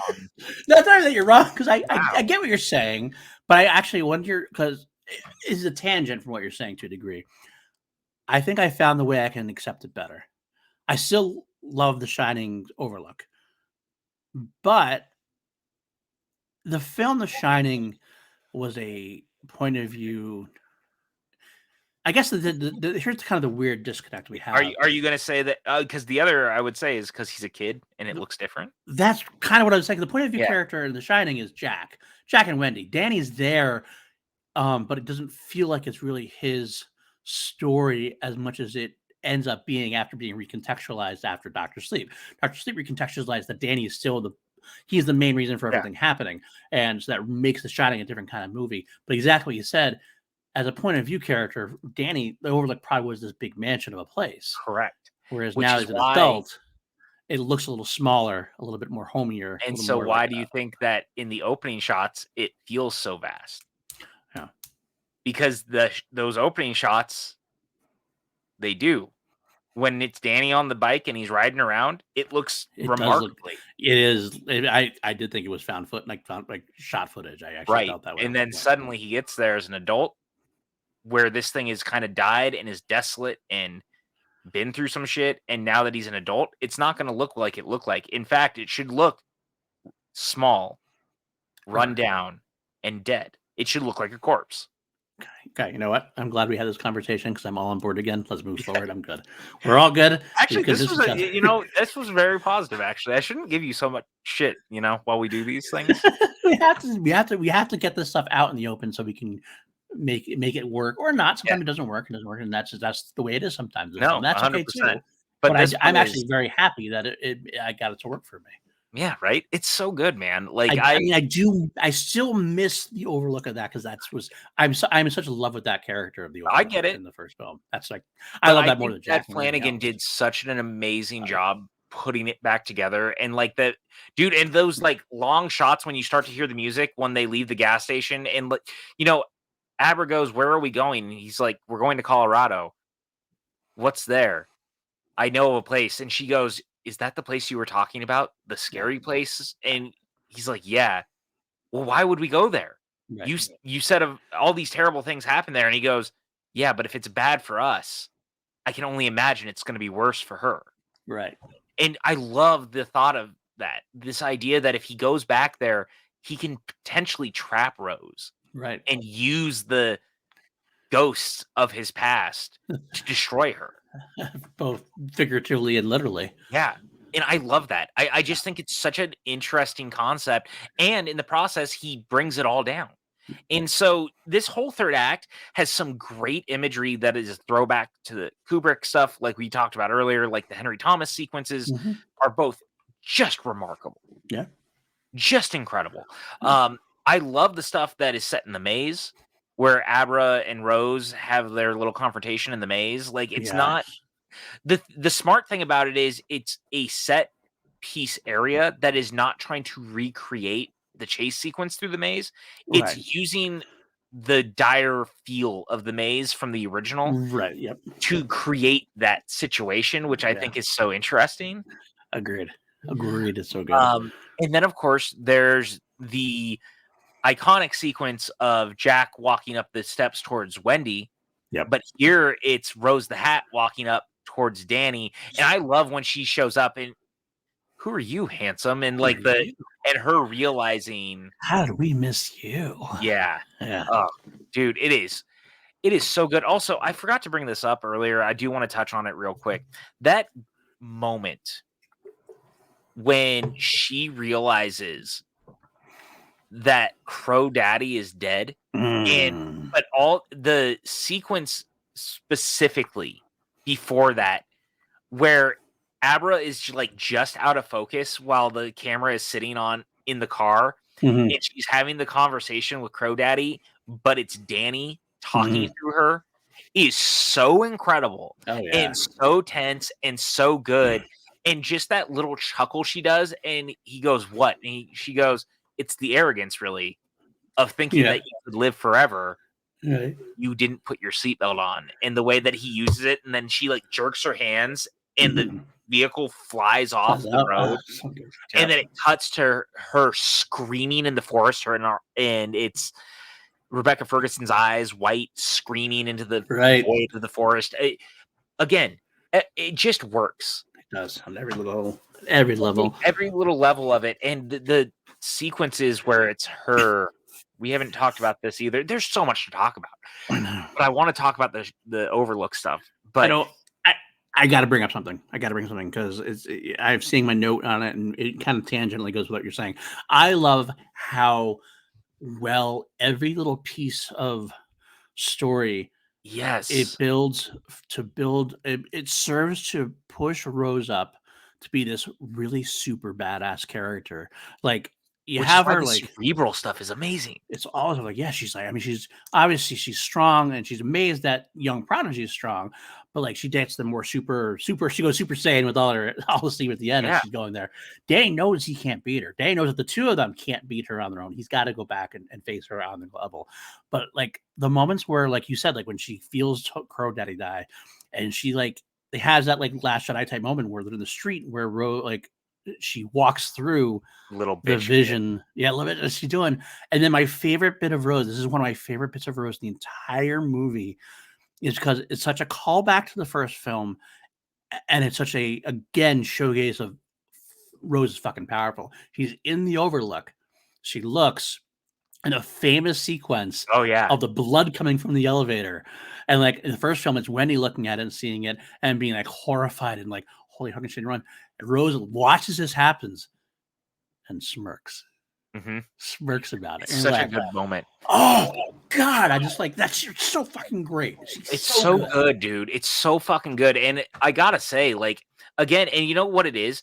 The way that they set her up to be like so powerful that she's like floating outside of the earth at one point to Yep. find Abra and like the little things like that. And then even the little sequence where she goes into Abra's head, right? To try Right. to get her memories. And it's like the weird trap that Abra sets. And Right. then she slams her arms and her hands in the drawers, and it's so good. And again, like there's something about the way that the character is played and the way that it's written and the way that it's shown that she should be the most badass person on the planet. Right. Yes. And she's Absolutely. outsmarted by Danny and a little kid. Yep. And I love it. So do I, man. So do I. And she's outdone by him by some things that have been built up. There's no Deus Ex Machina in this whole film. Like No. it's all stuff that's been laid out for you along the way. You might not be able to pick up on it until Flanagan decides to reveal it.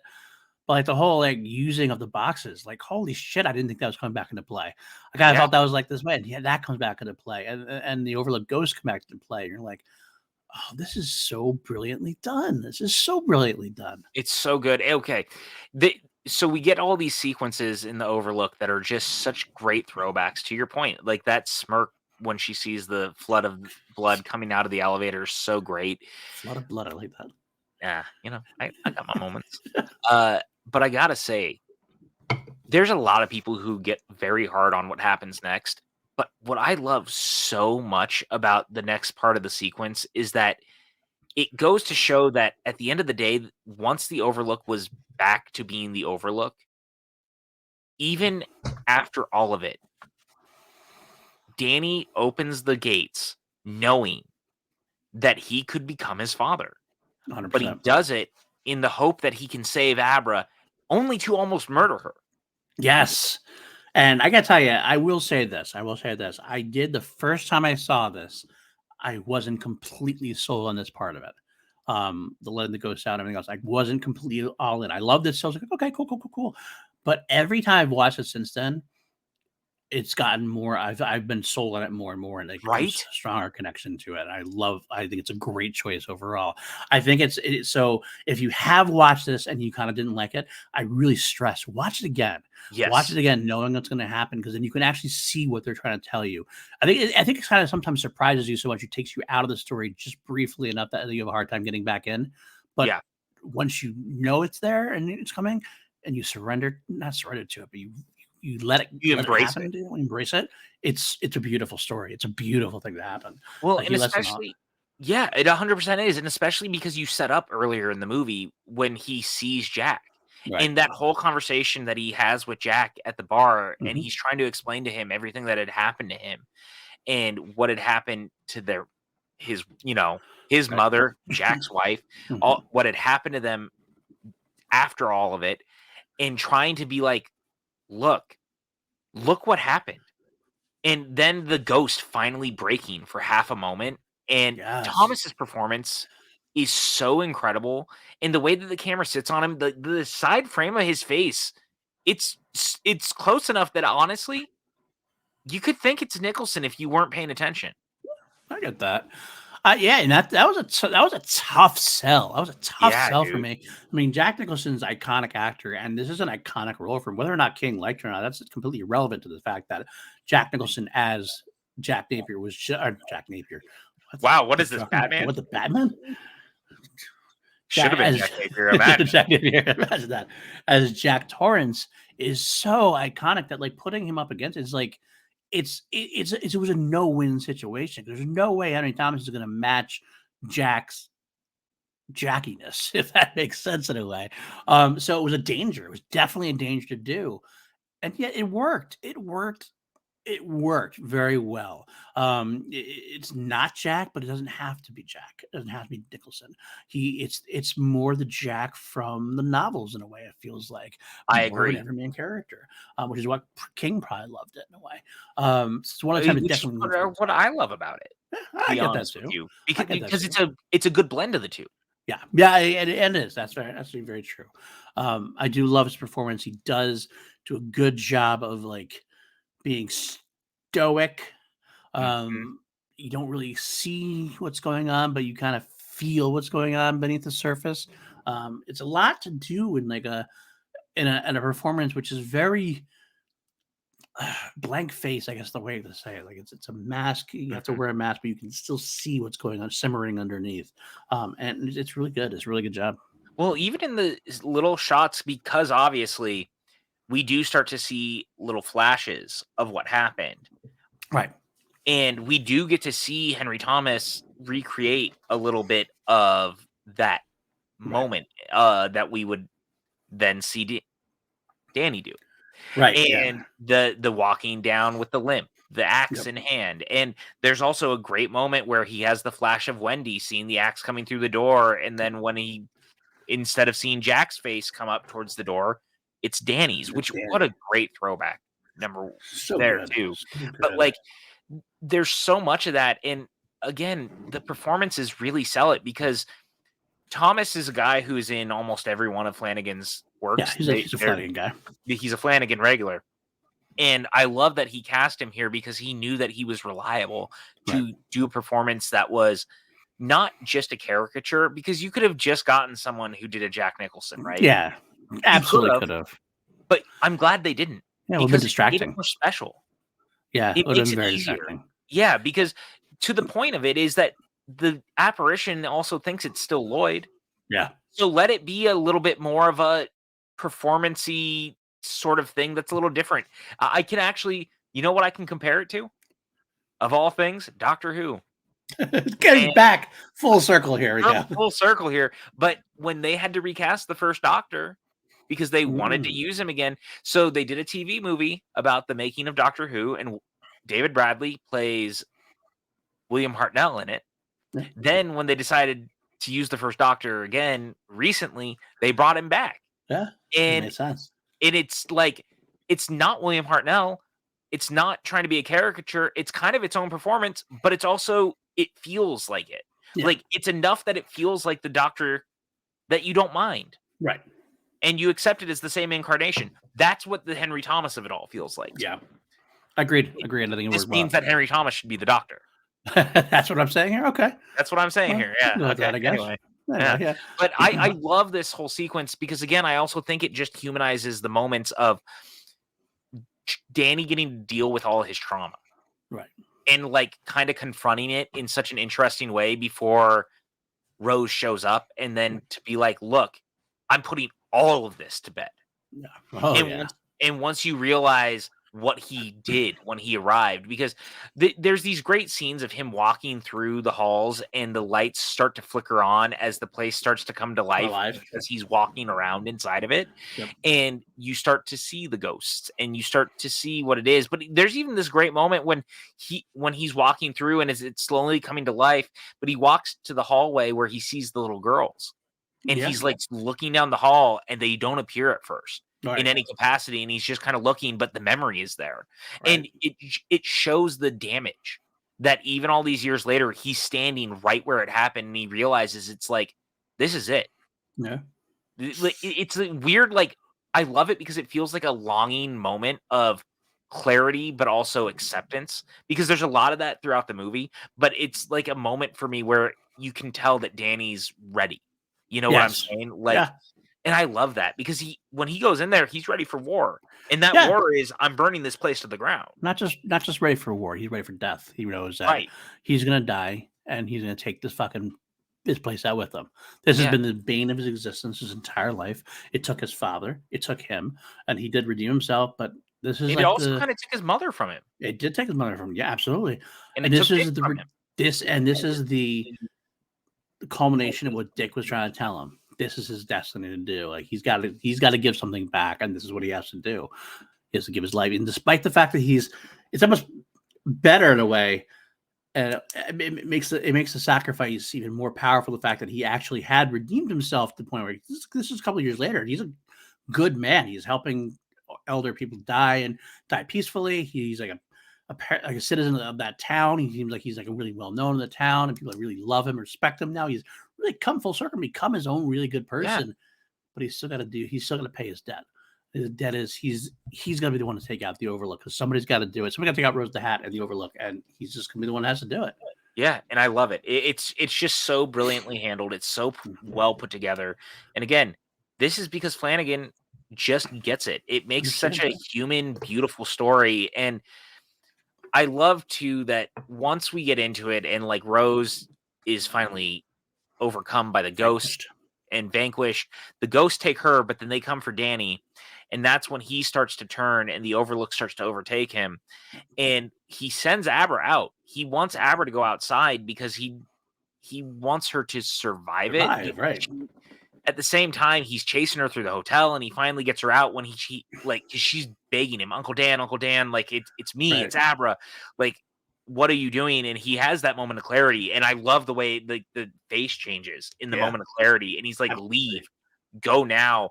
And she leaves. And I love this moment of him going down to the furnace room. Mm-hmm.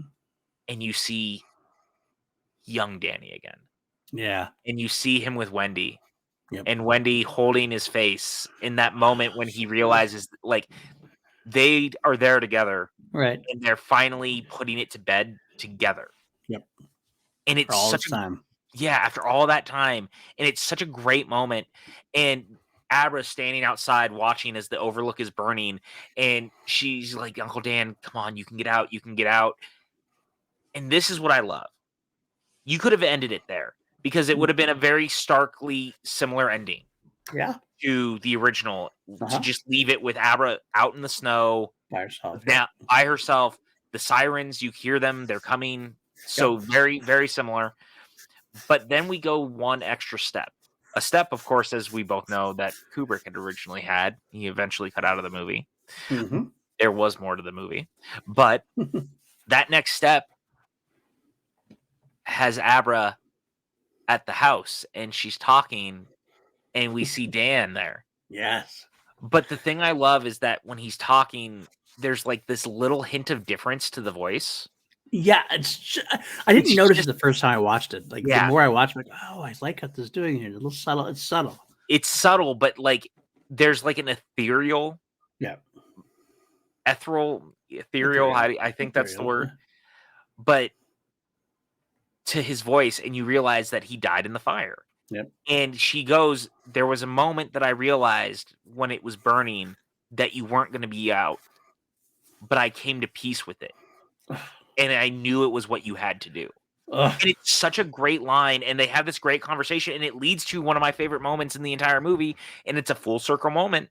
Talk about full circle, where he goes, "I tried to tell you to hide this, to hide what you have, to hide this power. No, don't do that. I was wrong. Yeah. Shine, Abra. Shine brighter Shine than on. anyone. Yeah, shine on." Shine on, you crazy diamond. It's such a great moment, and it's so validating, and he disappears, and you realize that now he's gonna be the new Dick Halloran for her. Right. But then, that moment when her mom walks Yes. in, and she goes, "Who are you talking to?" And she goes, "Oh, no one." No one. And her mom goes, "Oh," and, like, just kinda looks real sad, and Right. then she goes, "No, wait, I'm not being truthful. I want you to know, like, there is life after this. Like, Right. there is more to what happens after death." Right. And we never And really talked about that before. The whole thing with Abra and her parents. Like her parents were very scared of her in the beginning, yeah. very fearful of her. And she's growing up, she kind of suppressed it because she wanted to feel fit in. She wanted to feel normal. She didn't want to be an outsider. And yet the worst part about their parenting is like they're not very good parents. And I don't mean to condemn them because like, they're Condemn away, struggling with sir. something. No, I'm not going to condemn them because honestly speaking, they're struggling. They're struggling parents, Fair. like struggling with something that's like, well, how do you handle this situation?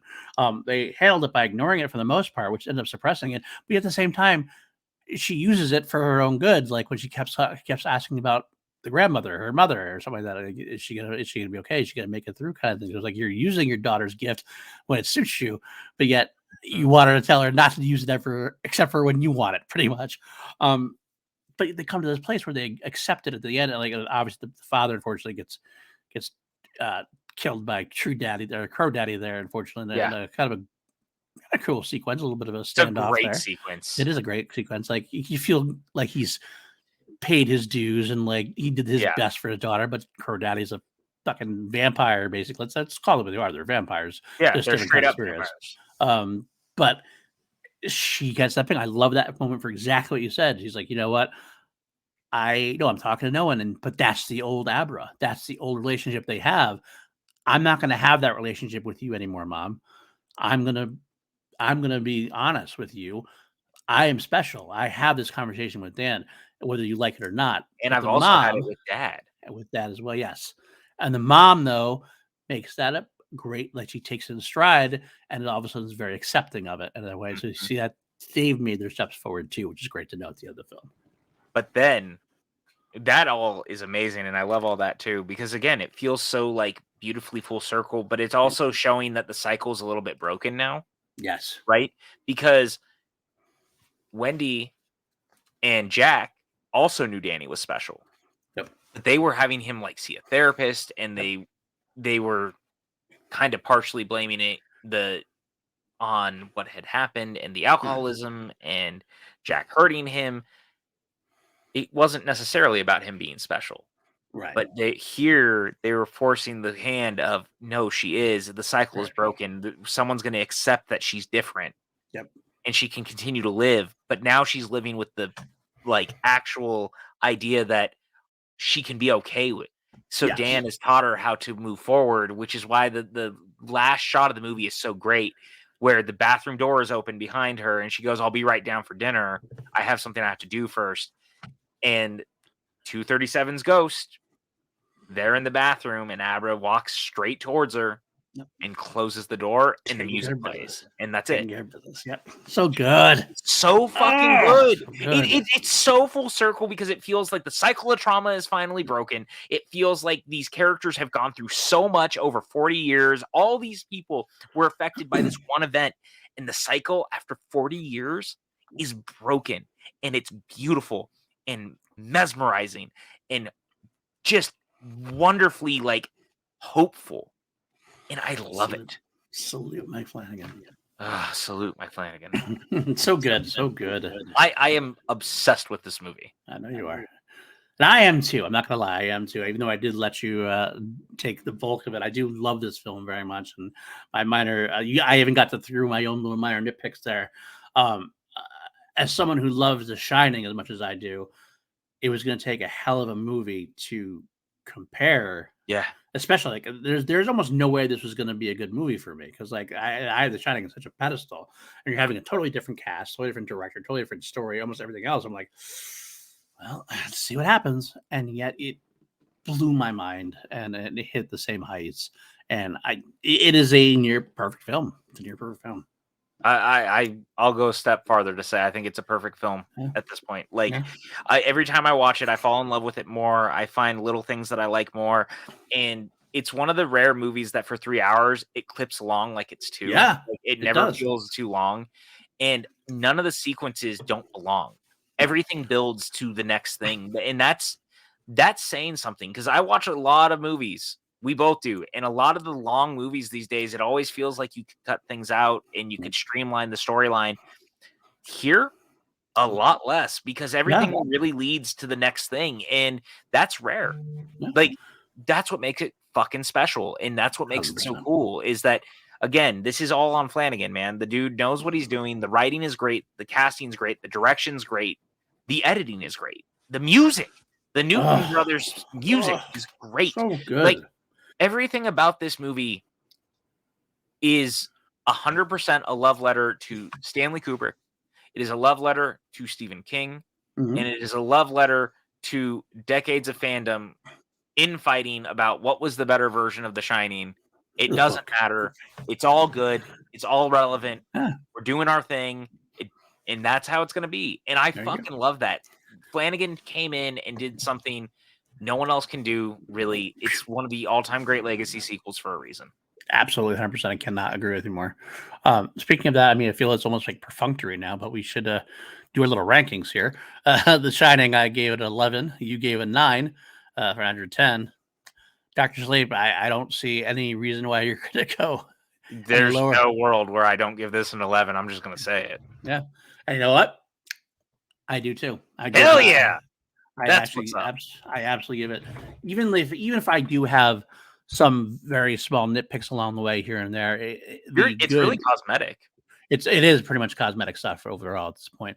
I love everything about the film, and I can't like push it, or I hope that you guys watch it if you haven't already. I'll say this right now. Not only do I think this is an all-time great legacy sequel, not only do I think this is like a great 21st century horror film.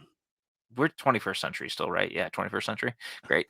So it's one of the all-time great 21st century films. It was easily one of the top films of the decade, of the 2010s, and will continue to be. And every time I watch it, I fall in love with it more. Like I said, this movie is special.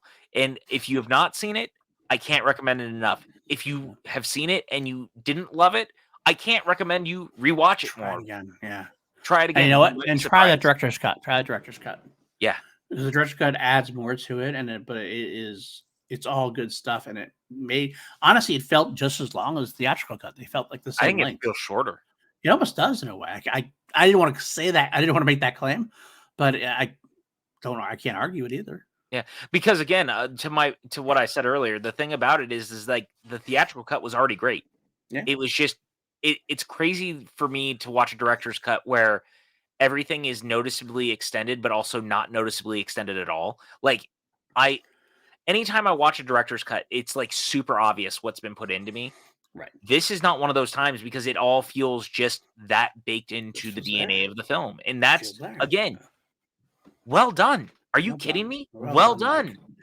Well done, Mr. Flanagan. Well done. Mr. Flanagan, we salute. We do salute you. All right. That's going to do it for this week, folks. I do want to say I want to apologize a little bit. I know hopefully my sound didn't really come across too bad. I was shifting around a lot. I had to stop a few times. My back is in a lot of pain for whatever reason tonight. Had to take some pain pills. So I'm a little wonky at this point, which is why one of the true reasons why PJ took a little control of tonight's episode. I wasn't going to say that. I can't believe you actually said it out loud. I'm going to say it out loud. That's okay. I want to be out because I moved around a lot. I was shifting a lot. I probably got a lot of chair noise in there. So I do apologize for that. It just happens every once in a while. And I just want to postpone because we've been waiting to do this for a couple of weeks now. But so I really appreciate PJ taking a good swing for me, helping me across the finish line. Sorry, you guys had to deal with my voice for so long. No, it's good. And you know what you're talking about. This you have passion for it. It's all good. I do love this film as well, though. I can't say that enough as well. So I obviously heard my ranking. It's 11 out of 11. But that's it for this week. I want to thank you, especially our patron Danielle Ramirez, who this was for. You can join patreon.com/PLD projects, and you too can, if at the right level, can request a film series for us two mediocre white dudes. Within reason, you monsters. Within reason. I do want to thank Danielle, also Brandon Buckingham, Brandy Parker, Jeff Alterman, John Lastrina, Kelly W., and all the rest of you. Could not do this without you. You definitely are there to help keep the lights on here at PLD Projects. And Brandy Parker, this next one is going to be for you. I'll announce it now. We're going to go ahead and say the next run of series we're going to do is the Final Destination series. So excited. It's a series I have not revisited in a long time. So I'm actually very excited to get to do a watch through of this again. I'm kind of curious where it lands now, how it ages for me. But yeah, that's it for this week. I love it. I love it, guys. I love it so much. Thank you for popping on here on the YouTubes or on the Spotify. Leave those likes, leave those comments, subscribe if you haven't already. We're trying to get that going as well. We've got great content here on this channel. Amongst others, you got The Crown Jewels, which is my journey through the Queen catalog. I'm in the third album now for Sure Heart Attack. We're doing class action every week where we put up two things up against each other in a battle to the death. Although, by the time you're hearing this, you actually knew that class action was a different episode this week. It was actually Class Andor, as we're going to cover the whole series of Andor. And we may or may not have had a guest. I'm still trying to tweak that as we speak. But that's kind of like your back. Yeah, pretty much like right back. Exactly. Perfect. Exactly. I'm going off now to actually go watch Andor. So now you know when I'm taping this. But yeah, thank you guys so much. Brilliantly. We are here for you. First time we've recorded at like 1 a.m. Because it kind of feels like it. I'm pretty sure I'm going to just say it. It's like 1 a.m. Yeah. My time. I'm almost at 3 a.m. right now for me. So I'm like, whoa. Buff. We did all right. We did all right. This is the things we do for great art. That's right. We sacrifice for Mike Flanagan. I will absolutely sacrifice my sleep to talk about Dr. Sleep. Anytime. And we'll do some more Flanagan for sure to get through. I know we're going to cover a lot of the Flanagan's films over the course of our career here. I'm sure we're going to call Hush. I'm sure we're going to do Oculus. I'm sure we may even do like Haunting a Hill House. I have this feeling that there is a chance.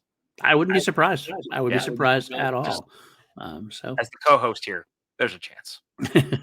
You're telling me there's a chance. All right. Until next time, guys, stay mediocre. Never underestimate the power of mediocre. Twitter, Instagram, PJ_Campbell. Also what's the new one that we just both downloaded? Oh, Hive. Hive. Yeah, we're both there too.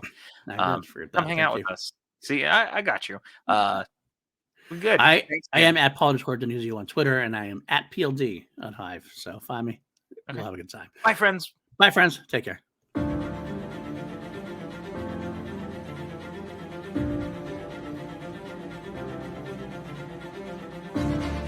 PLD PJ Campbell. Two mediocre white dudes on film. Because frankly, we know you don't have enough of that in your life. So we're here to give you more. And without further ado, here are